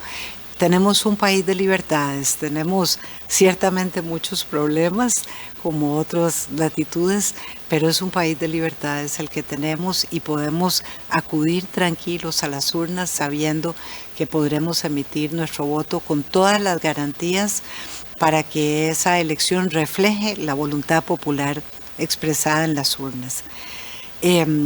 ¿Es seguro? Claro que sí, es seguro. Nosotros estaremos, en primer lugar, abriendo todas las juntas receptoras de todo el país, no solo el tribunal, porque recordemos que las juntas receptoras están en manos de ciudadanos y ciudadanas.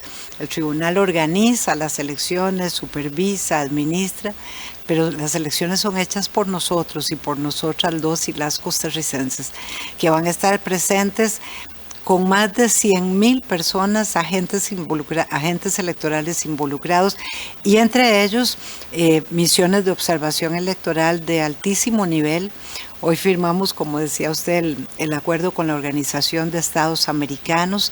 Tendremos como jefa de la misión a doña Isabel San Román, que fue vicepresidenta de Panamá y también canciller de Panamá en periodos anteriores, con un equipo de más de 17 expertos.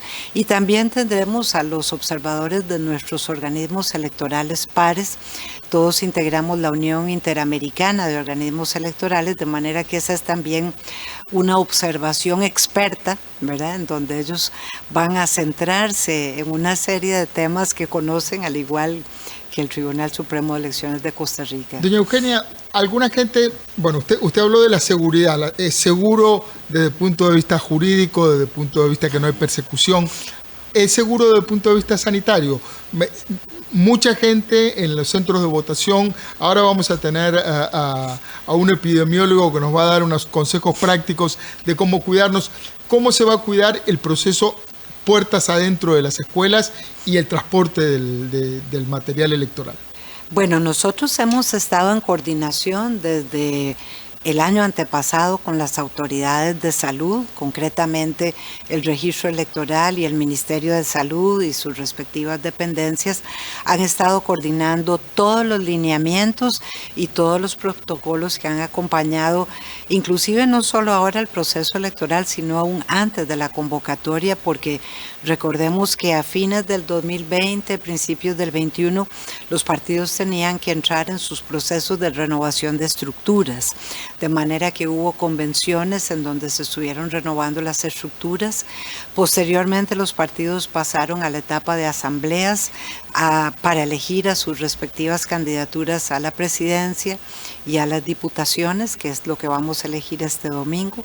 Estamos a 3 días, ¿verdad?, de que inicie la elección, y las instrucciones que hemos acordado entre ambas instituciones de manera coordinada son las cosas básicas y elementales que han instruido las autoridades de salud.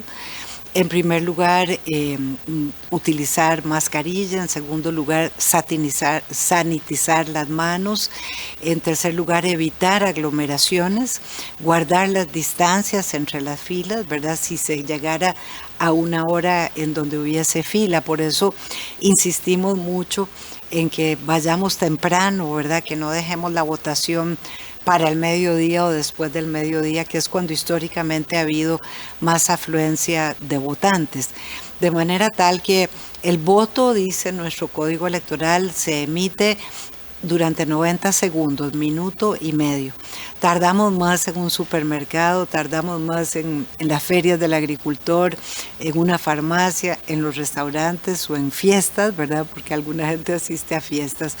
Todas las condiciones están dadas, solamente debemos llevar los que vamos a votar, las que vamos a votar, nuestra cédula de identidad, tener claro cuál es el número de elector que tenemos, que eso lo podemos consultar en las distintas centros de información del tribunal, de manera que eso va a agilizar la búsqueda de nuestro nombre. No tiene por qué ser un proceso ni complicado, ni ningún elector tiene que encontrar trabas a la hora de emitir su voto, aunque tenga, yo sé que usted ya se ha referido a esto varias veces, aunque tenga orden sanitaria, puede votar.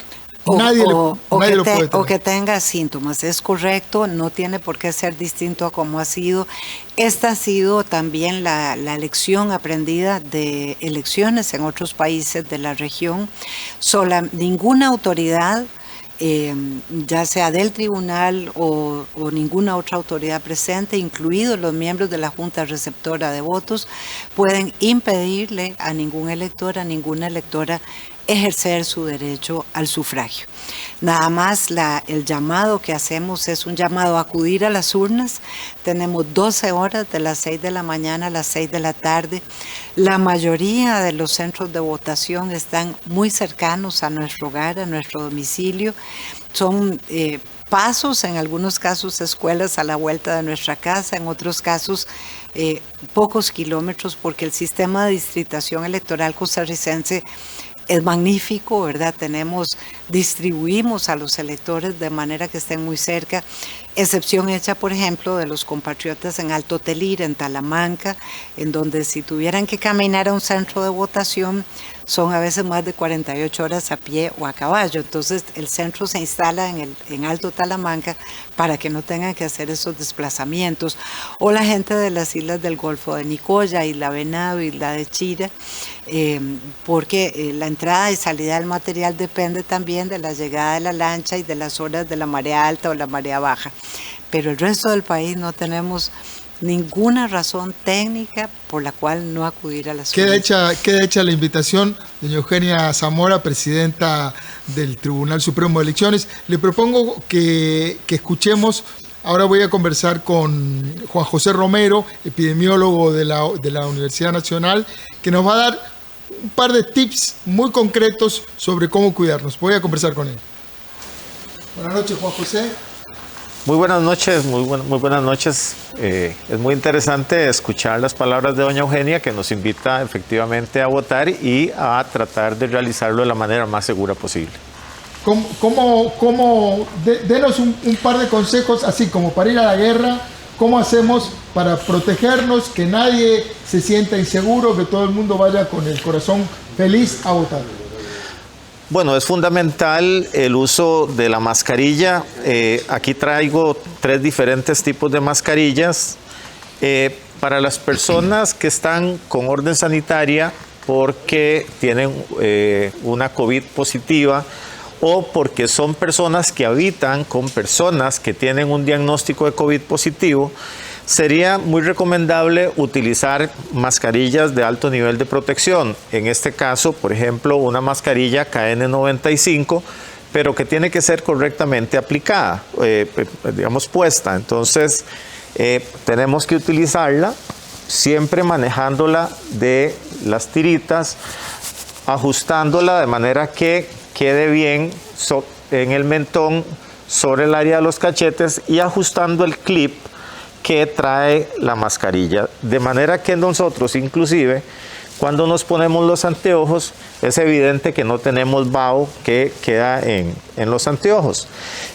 Para las personas sintomáticas, aquí tendremos que hacer, digamos, la aclaración. Personas sintomáticas que están francamente enfermas, la recomendación médica siempre será guardar reposo. Eso es lo ideal, guardar reposo, seguir las indicaciones médicas. Personas que están en la capacidad de movilizarse para ir a ejercer el voto, pues la invitación es ir a votar y utilizar digamos, al menos una mascarilla como esta. Una recomendación que sería bastante buena es cuando ya están en el centro de votación, cuando se está haciendo fila y ya hay más gente, idealmente utilizar una segunda mascarilla. Puede ser una mascarilla de tipo quirúrgica, ojo que tiene que ser quirúrgica.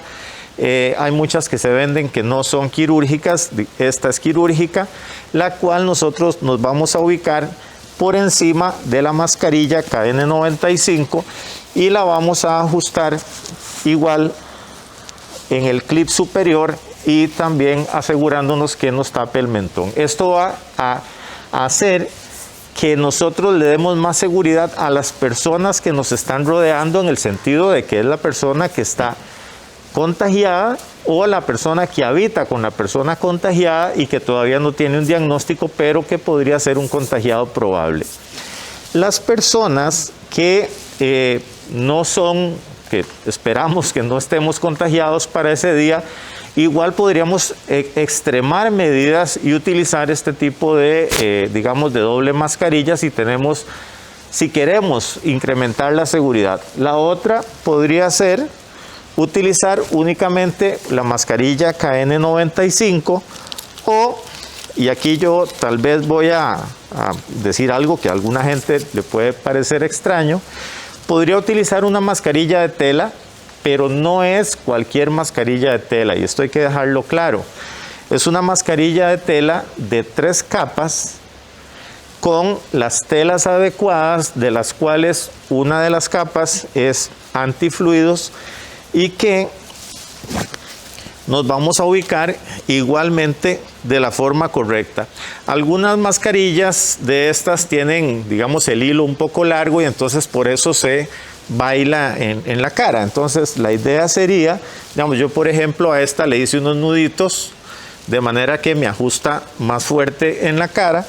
Igualmente, la idea es siempre tocar la mascarilla de los hilos y de las partes laterales y ajustarla. Vean que me cubre completamente la nariz, me cubre el mentón y la zona de los cachetes, y yo me puedo, por ejemplo, ubicar los anteojos por encima de la mascarilla, de manera que me haga digamos, las veces del clip. Eso es fundamental.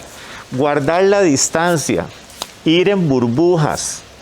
Cuando se llega al centro de votación, idealmente no hacer aglomeraciones.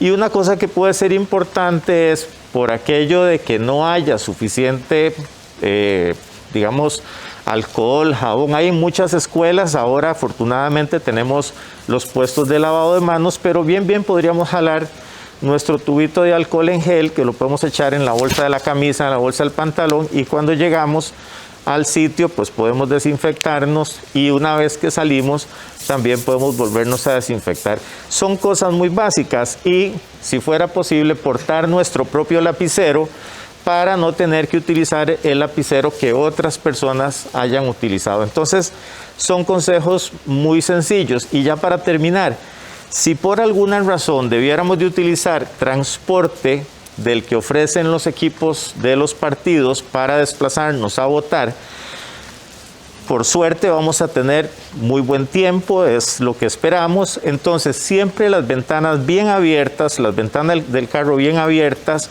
conversar lo menos posible con la otra persona, siempre portar la mascarilla, desinfectarnos al entrar al vehículo y al salir del vehículo. Juan José, doña Eugenia, los invito a ver un video que nos grabaron invitando al voto a algunos costarricenses notables. Gracias por el tiempo que nos dedicaron. Eugenia Zamora, presidenta del Tribunal Supremo de Elecciones. Juan José Romero, epidemiólogo de la Universidad Nacional. Vamos a ver el video.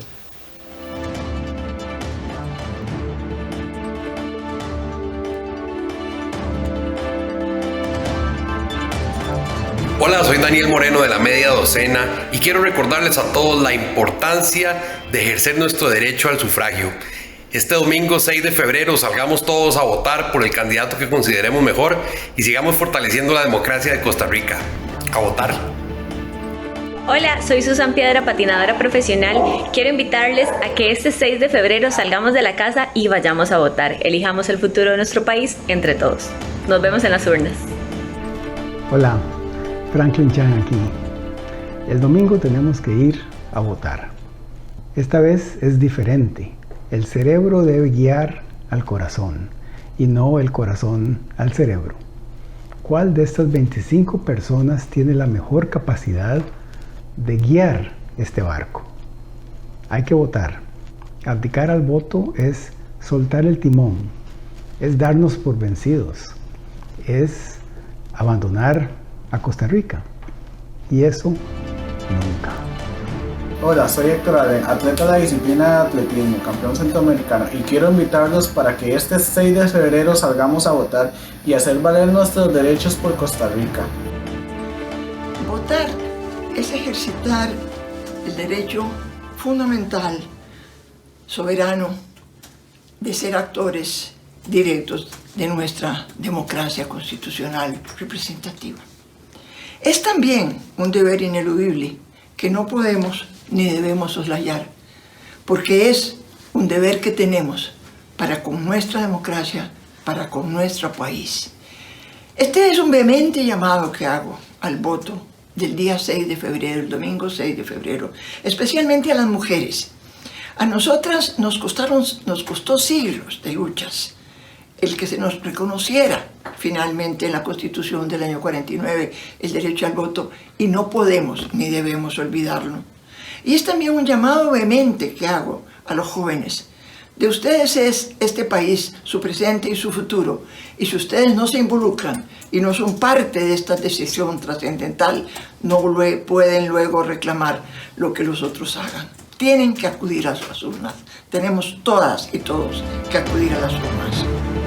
Hola, les habla Manuel Obregón y quisiera invitarlos a participar en esta fiesta democrática que tendremos el próximo domingo 6 de febrero, a la cual estamos todos convocados para elegir quiénes serán los que dirijan el futuro de nuestro país en los próximos 4 años. Tenemos un país hermoso, lleno de posibilidades, y desde el corazón vayamos a elegir a quienes consideremos son las mejores opciones para ocupar estos cargos. Vamos todos a votar.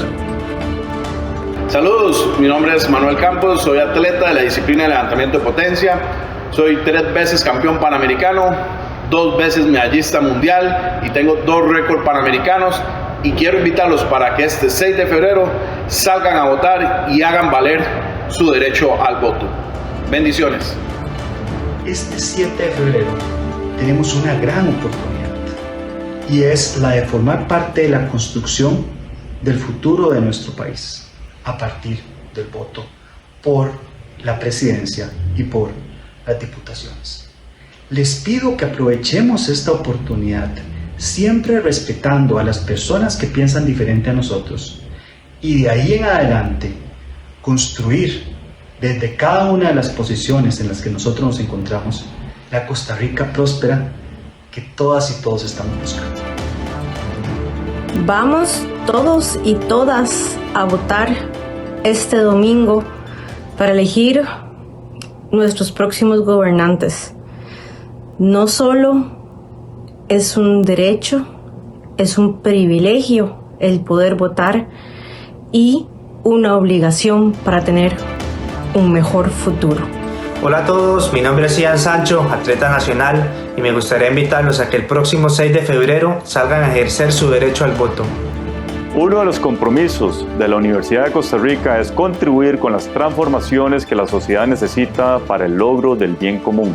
Estas transformaciones nunca son fáciles, ni se dan repentinamente. Sin embargo, hay momentos clave que determinan nuestro futuro. El próximo domingo 6 de febrero nos corresponde ejercer nuestro derecho al voto para elegir el próximo gobierno. Ahora nos corresponde decidir. Aprovechemos esta oportunidad. Salgamos a votar. Hola, soy Daniela Cortés, campeona nacional de lanzamiento de martillo, y hoy los quiero invitar este 6 de febrero a que todos salgamos a votar y a ejercer nuestro derecho como costarricenses. Bueno, estos costarricenses destacados lo invitan a ir a votar. La presidenta del Tribunal Supremo de Elecciones le recuerda que puede hacerlo en libertad, y don Juan José Romero le dijo cómo cuidarse durante la jornada electoral. No hay excusas. Nos vamos a un corte y ya volvemos.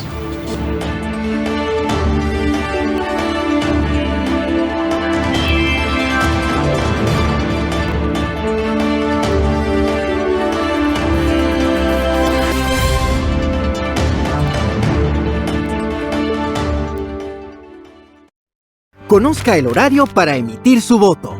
El 6 de febrero del 2022, la votación iniciará a las 6 de la mañana y finalizará a las 6 de la tarde en punto. En caso de que a las 6 de la tarde usted se encuentre en el recinto secreto ejerciendo el sufragio, podrá votar. Recuerde que en el momento en que inicia su votación, contará con 1 minuto y medio para emitir el sufragio. El voto es la llave democrática para abrir nuevas oportunidades. Este 6 de febrero estará en sus manos. El Tribunal Supremo de Elecciones se lo garantiza. Elecciones Nacionales 2022.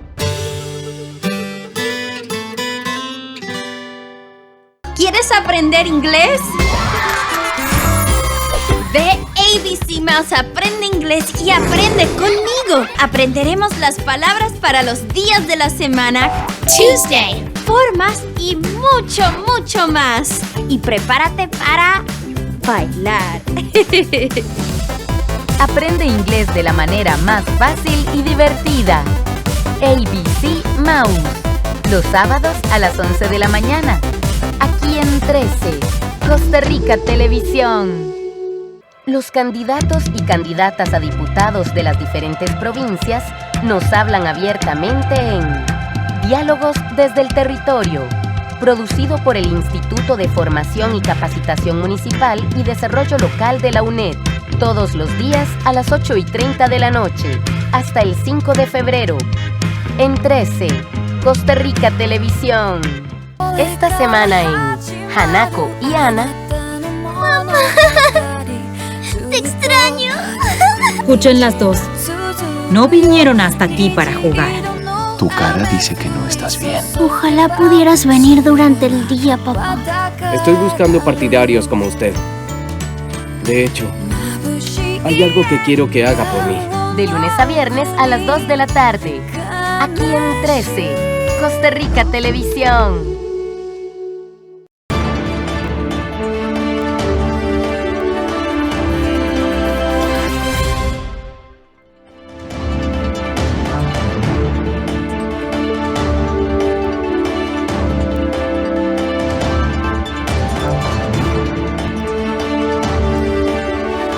Hacemos la mirada semanal a las redes sociales, que por supuesto están muy entretenidas en esta última semana, comentando debates, comentando movimientos, comentando los resultados de las últimas encuestas.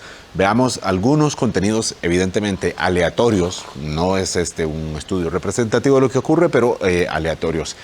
Esta usuaria de Twitter dice, ni modo, a votar por Figueres, y pone una imagen ahí, dice, me vas a hacer votar por Figueres en segunda ronda. Lo hace sufriendo evidentemente como una opción de contrarrestar otras posibilidades que podrían pasar a una segunda ronda y que por lo visto no son deseables por esta persona que escribe en Twitter. También dice, Villalta sí que se ve apagado en los debates, es atípico de él. Tengo que decir que no es el único contenido de este tipo que he notado en las redes sociales. Ciertamente hace ver como que ha perdido potencia la figura de José María Villalta, que suele muchas veces marcar una pauta, ser muy fuerte, y además se refleja en encuestas un estancamiento del Frente Amplio. ¿Tiene una relación una cosa con otra? No sabemos, pero son dos elementos que coinciden ahí. Y politólogo, si no estoy equivocado, es Alexander, politólogo o abogado, una de las dos, dice, he dicho varias veces, sigue quedando muy pendiente el tema de la seguridad en la campaña. Ya en esta campaña no se habló de seguridad, ya no hay tiempo para meter temas nuevos. Las propuestas de la mayoría de los gobiernos son muy vagas, en los debates no se dice mucho, y es un tema importante, los indicadores así lo dicen. Esto por supuesto tiene que ver con el deterioro social, con la situación económica, con la desigualdad también. Gustavo, son, como digo, aleatorios algunos contenidos que tenemos acá, pero que reflejan un poco los movimientos y el sentir de estas últimas horas de la campaña. Exactamente, Álvaro, son, digamos, ya excelentes 3 ejemplos de lo que va sucediendo conforme nos acercamos a la campaña electoral, donde todas las personas estamos poniendo cuál es nuestro sentimiento, cuál es nuestra...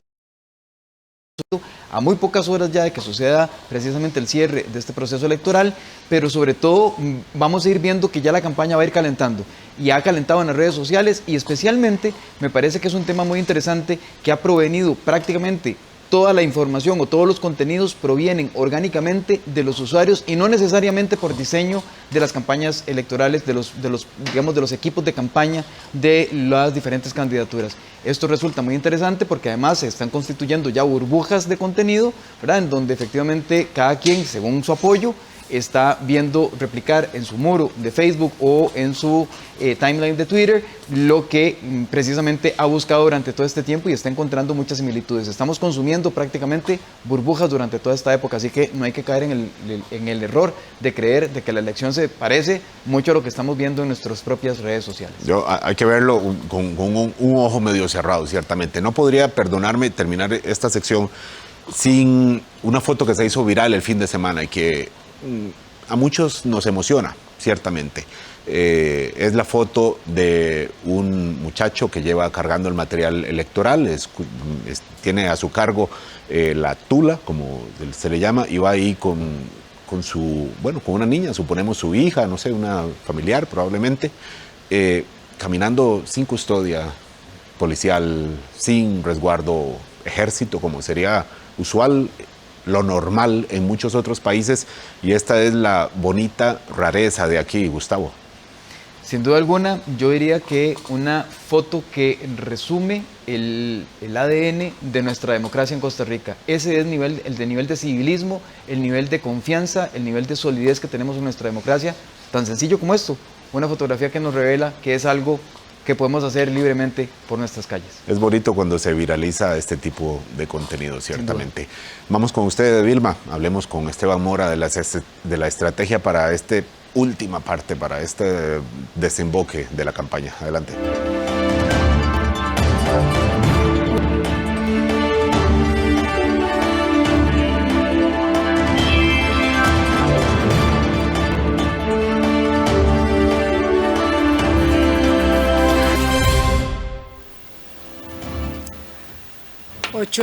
No, 9:40 de la noche ya. Gracias por continuar en nuestro Zoom electoral. Ojalá que estén motivados para ir a votar. No sé, Esteban, vos, ¿qué tal? ¿Cómo estás? Muy buenas noches. Gracias por acompañarnos. Esteban es estratega digital y experto en análisis de campañas. ¿Qué tal? Bien, ¿usted? Muy bien, por dicha. Yo espero que estés entusiasmado ya con la votación, aunque nosotros en este mundo en el que vivimos estamos 24/7 metidos en el tema. Quiero una respuesta personal y totalmente sincera. Sí, me alegra mucho que ya llegue ese día, pero todavía tengo un 50% de dudas. Ajá. Tengo resuelta una papeleta, no tengo resuelta la otra. Caí en parálisis por análisis y lo debo confesar. ¿Vas a partir el voto o eso es parte de la indecisión? Yo creo que lo correcto sería partirlo. Pero digamos que tengo segura una parte, la parte de diputaciones, la parte presidencial. Ah, ok, más bien es ahí donde tenés tu duda. Exacto. Bueno, viste los mensajes de los costarricenses que nos invitan a votar, la seguridad con la que Juan José nos invita, y bueno, a mí sí me inspira mucho la foto esta que se hizo viral del señor que va con la niña cargando el material, y bueno, ahí parte del ruido era una especie como de componenda, ¿verdad? Diciendo que cómo era posible que el señor caminara solo con la tula, ese nombre tan raro, para llevar el material, y eso ha sido así 70 años. 70 años aquí se han transportado las tulas sin ninguna protección especial, como decía Álvaro, y sin embargo esa es parte del ruido que uno tiene que evitar en el tráfico de las redes sociales, que aunque mucha gente no está ahí en las redes convencionales, que ya llamamos convencionales, sí pasa mucho a los grupos de WhatsApp, donde a mí me gusta mucho el término de Tavo de WhatsAppaña, porque ahí va mucho la campaña. Hasta ahora escucho esa frase, esa palabra. Esa palabra la patentó Gustavo Araya. Ok, esa foto es, sí, muy representativa, pero que esa foto apareciera, porque creo que no es de este año, es de la campaña anterior. Se retrotrajo. Exacto, obedece a una acusación que hizo alguien que filmó con su celular a alguien caminando justamente con la tula. Y que decía que cómo era posible que era ilegal que no tuviera la fuerza pública. El ladrón juzga por su condición, él vio un fraude cuando así se ha movido toda la vida y además lleva un doble sello de seguridad. Exacto. Pero refleja muy bien, como dijo Gustavo, cuál ha sido el sentir o la temática de la campaña electoral en redes sociales. Y es que los candidatos realmente no han aportado. Ha sido la gente que ha movido la campaña en la dirección que la ha considerado conveniente. Y eso es parte justamente de los balances, de los pesos y contrapesos, por decirlo de alguna forma, que la misma red se genera. La red se tiende a autorregular, que esa es la gran ventaja. Los usuarios la regulan. Y en este momento la campaña está completamente del lado de la gente y lejos del control de los candidatos. ¿Cómo dirías que fue este cierre de campaña? Yo sé que vamos a dejar, digamos, la pauta a partir de esta medianoche, pero va a quedar un eco ahí, una reverberación de mensajes y de muchas, digamos, intercambios que no son pauta publicitaria, pero que vienen a partir de ello. Entonces, ¿cómo vos analizarías el cierre de la campaña publicitaria de los candidatos? ¿Hubo, digamos, alguna evolución? ¿Hubo siempre acierto y error, ensayo, finalmente, en donde no logramos, digamos, encontrar una línea que nos condujera y nos, digamos, un poco nos aclarara la confusión a los votantes? No, más bien sucedió todo lo contrario. En vez de nosotros progresar, retrocedimos. Si nosotros calculamos el ruido generado en las redes sociales en esta campaña, lo que tenemos es más o menos un 30-35% del ruido en el mismo momento de la campaña anterior. O sea, algo pasó. Cuando nosotros lo desarmamos, pues encontramos cuál es digamos que la causa de ese síntoma. Tenemos más candidatos y más confusión. Candidatos cada vez más débiles, discursos cada vez más pobres, estrategias cada vez más a ensayo-error, o sea que no es estrategia. Y la parte más importante es que las redes sociales se mueven por algoritmos. No es como matar moscas a cañonazos. Tiene que haber una precisión para yo vencer a una máquina o jugar con una máquina que lleve mi mensaje a donde usted.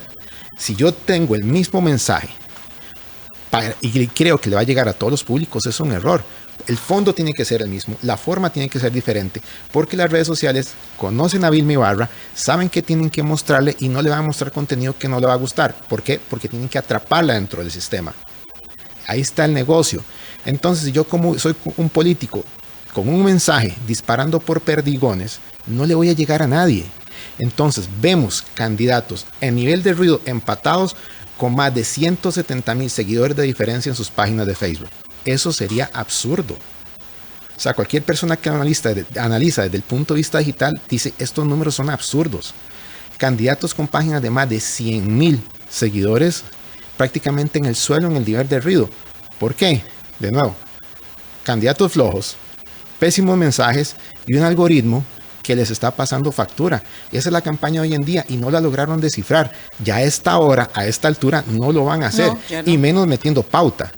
Entonces, la campaña, de nuevo, quedó del lado de la gente exactamente igual que hace 4 años, con el agravante de que las redes cada día están más polarizantes en ambos sentidos y el ruido se está concentrando.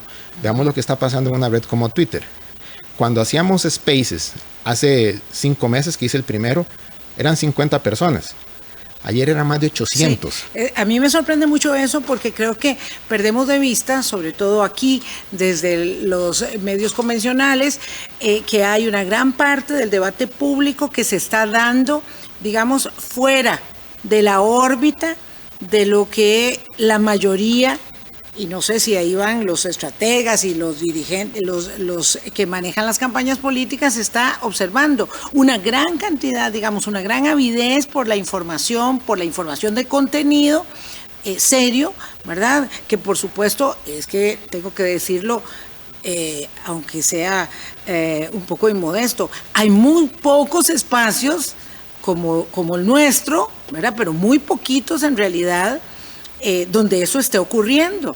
Y entonces se ha trasladado esa discusión a espacios, pero que son limitados, porque ustedes podrían decir que quienes están haciendo los space, por ejemplo, ¿verdad? Que es algo que mucha gente dirá, ¿y eso qué es? Es un grupo cerrado en conversación muy dinámica que puede durar 1 hora, 2 horas o 3 horas, según se caliente la conversación, donde se habla con mucha amplitud, con mucha soltura, y por ahí van transitando unos ejes de la conversación pública, pero parece que no escuchan o no escucharon los que hacían la campaña, que ese era parte del mensaje, que esa era parte de la conexión. Entonces, qué difícil, porque le decimos a las personas, entusiásmese, por favor, cumpla con su deber ciudadano de ir a votar, y no se pudieron conectar los políticos, las estrategias de campaña durante todo este tiempo, y ahora queremos nosotros pedirles, de verdad que yo sí lo quiero hacer, que vayan a votar, pero es difícil porque es un contrasentido. ¿Cómo le vas a pedir a la gente que vaya a votar si no puede tomar una decisión?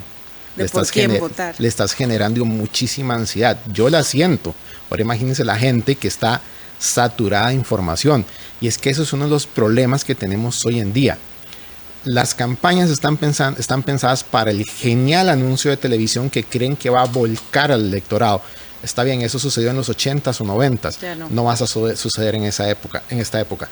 Tenés, primero, competir con Netflix, con YouTube, con Spotify, con Twitter, con Facebook. Los elementos de distracción son tan grandes que la gente no va a estar esperando el comercial. Ya la gente no está estática esperando que le llegue la información. De alguna forma u otra la información tiene que encontrar a la gente y el sentido se vuelca por completo. Y si además de eso ningún candidato tiene, digamos, suficiente sex appeal, ¿verdad? Como para enamorar, como para entusiasmar, malos, entonces se vuelve más difícil. No hubo a tu juicio un candidato que tuviera una capacidad de acercarse un poquito más en la formulación de los mensajes de la campaña electoral. No, o sea, la prueba de ello es que quien estuvo al principio, que está encabezando las encuestas hoy, está exactamente en el mismo número que en agosto. O sea, ¿cómo estás estático después de una inversión de casi 300 millones de colones y no te mueves un punto porcentual? Bajás, subís y le recuperas. Eso significa que hay un problema en el candidato y la campaña. O sea, y si ese es el que está de primero, ahora imaginemos los que están abajo. O sea, estos están subiendo, pero tan a cuentagotas que aquí lo que va a suceder esta semana es que la gente va a tener que resolver su decisión en otro tipo de fuentes y lejos del candidato. Considerando justamente lo que está señalando, veamos el gráfico de inversión, por lo menos la primera parte, Carlos, la primera parte del gráfico de inversión publicitaria, esto cerró la semana pasada, hay uno que cierra el viernes ya con la veda electoral, pero vean ustedes la inversión, pues estamos hablando prácticamente de 400 millones de el Partido Nueva República, que es el número 1 en inversión publicitaria, 278 millones, ahí va bastante más abajo, Liberación Nacional, luego viene el Partido Unidad Social Cristiana, 248, Liberal Progresista con 212 y Progreso Social Democrático con 120. Ahí vienen otros adelante, no importa, Carlos, dejémoslo en el primero. El partido, por ejemplo, el Frente Amplio gasta muy poco dinero, pero si uno ve esa inversión, como decías Esteban, en realidad, y eso considerando que la inversión hoy es muy baja respecto de lo que era en otras campañas, pero si uno ve esa inversión publicitaria, lo que vos dirías es que no hay una retribución respecto de la captura, del interés de la gente y de traducir eso en votos. Correcto, usted lo acaba de decir, la campaña del Frente Amplio es muy efectiva en costo-beneficio. Claro. ¿Por qué? Porque lo que estamos viendo son las secuelas del 2014. Entonces, si nosotros vemos los números, los nombres arriba y los números en inversión, simplemente lo que estamos viendo es reconocimiento de marca, exceptando por Eli Feinsack y Rodrigo Chávez, que son, entre comillas, los nuevos. O sea, esto se pudo haber quedado exactamente igual con menor inversión. Ahora, el problema que tenemos hoy en día es que ya no tenés que resolver en 3 medios, que era periódico, radio y tele. Ahora tenés que atacar digital, y digital, estamos hablando de posiblemente Twitter, Facebook, YouTube, Spotify, donde puedas poner un anuncio tenés que estar ahí. Entonces las campañas hoy, entre comillas, son de inversiones menores, pero para llegarle a todo el público vas a tener que invertir más que antes. Con el agravante de que si vos pagas el servicio premium, apagas todos los anuncios. Y lo que estás haciendo es quemando publicidad en la misma gente, o sea, disparando pólvora. Y esta conversación es una conversación elitista. Es decir, ahora que estábamos hablando con Álvaro de la gente que está en Guanacaste y de las necesidades en Cariari y de lo que sucede en Punta Arenas, esta conversación nuestra es una conversación pertinente, así con toda honestidad profesional. Expiemos nosotros esa autocrítica. Ok, es que yo creo que este tipo de conversación que no es compleja en el nivel que nosotros estamos teniendo, ni siquiera se tiene al interno de los partidos aquí en el gran área metropolitana. O sea, porque a mí me toca hablar con ellos ocasionalmente y esto no lo entienden. O sea, no entienden O sea, el principal error en una campaña es dejársela al publicista. Claro, claro. O sea, no, esto es una serie de enlaces que tienen que moverse todos al unísono. Pero entonces tenemos que buscar un cambio radical, digo, ya no para esta elección, pero para la segunda ronda, porque si el problema es que los candidatos y los partidos, como quiera que ellos sean, debilitados al extremo como están, y los candidatos siendo marcas devaluadas también, no van allá a aquella plaza pública donde la gente los podía ver y los visitaban, eso ya se acabó, pero tampoco son capaces de conectarse aquí con el público, con los públicos, con los jóvenes, con las mujeres, con las personas de la cuarta edad, que tienen requerimientos, esperanzas, ilusiones y mucha incertidumbre. Entonces tenemos que replantearnos la manera de hacer política. Exacto, pero es que vamos a las plazas públicas, y creo que eso murió en los 90, ¿verdad? Vos ibas a la plaza pública apoyando a tu candidato y había una conexión emocional porque decías, ok, aquí podemos ganar o podemos perder. Pero había emoción, había adrenalina. Hoy que la campaña se resuelve aquí en el celular o detrás de una computadora, o usted sentado en la cama viendo tele, es tan distante que esa conexión emocional se rompió. Entonces, mientras vos sos político y hablas como en los 90s, mientras la gente espera que le llegues al corazón, y el mensaje cambió. Hay una brecha de 30, 40 años entre el público de hoy en día y el político. Vean los anuncios, o sea, vean los cierres de campaña. Son absurdos, no tocan fibras emocionales. No. Entonces, ¿cuál es el problema? Y es muy sencillo resolver. ¿Desde dónde enfoco yo la campaña? ¿Desde el candidato o desde la gente? Y siempre parte del candidato, por eso hablan de yo. Pongamos un ejemplo. Veamos el último spot publicitario de Rodrigo Chávez. Muestra gente en problemas para él venderse como el superhéroe. Yo los voy a salvar. No, la gente no ocupa un superhéroe porque la gente es el superhéroe de su vida. Yo en mi vida no acepto otro superhéroe más que yo. Lo que ocupo es alguien que me ayude. Y ahí pongo distancia. Qué conversación más complicada, de verdad, porque tenemos entonces que exigirnos o imponernos un ejercicio de raciocinio. Siendo que el voto es emocional, lo es en realidad, imponernos un ejercicio de racionalidad para, entendiendo que esas son las circunstancias y que esto es lo que está en juego en este proceso de transición democrática, acercarnos a las urnas, cumplir con el deber y no con entusiasmo, solamente con raciocinio y con la convicción de que ojalá haya mejor futuro con partidos y política. Esteban, muchas gracias. Le cambio la frase, no es un raciocinio, es un ejercicio de humildad. Un gusto. También nuestro. También ¿sí? Nuestro, así es. Muchas gracias, Esteban. Un gusto. Muchas gracias. Vamos a pausa y venimos a despedirnos.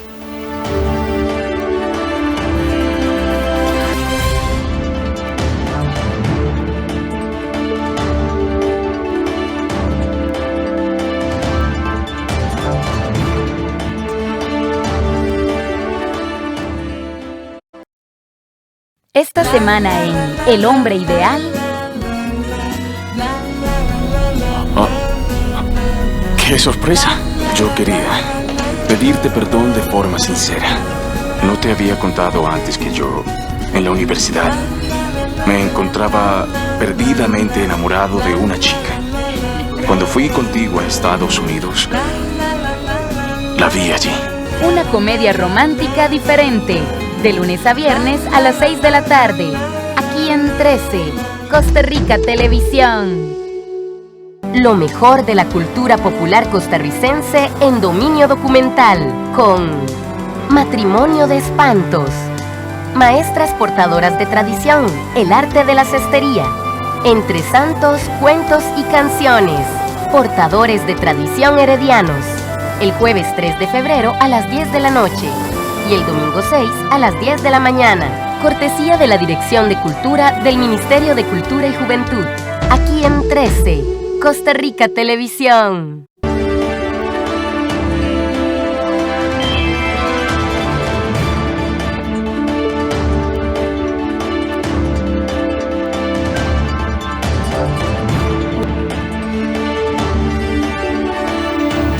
últimos minutos de este Zoom electoral.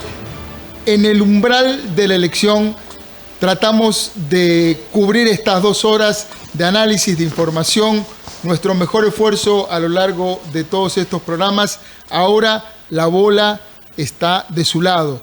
Vaya a votar, elija con el corazón, elija con la cabeza, elija con la malicia indígena que todos tenemos. Trate de poner todos los sentidos al servicio de esa decisión que es muy importante. Nos vemos, en mi caso y en el caso de los compañeros, el próximo miércoles ya con una decisión tomada. Vilma. Gracias, Ernesto.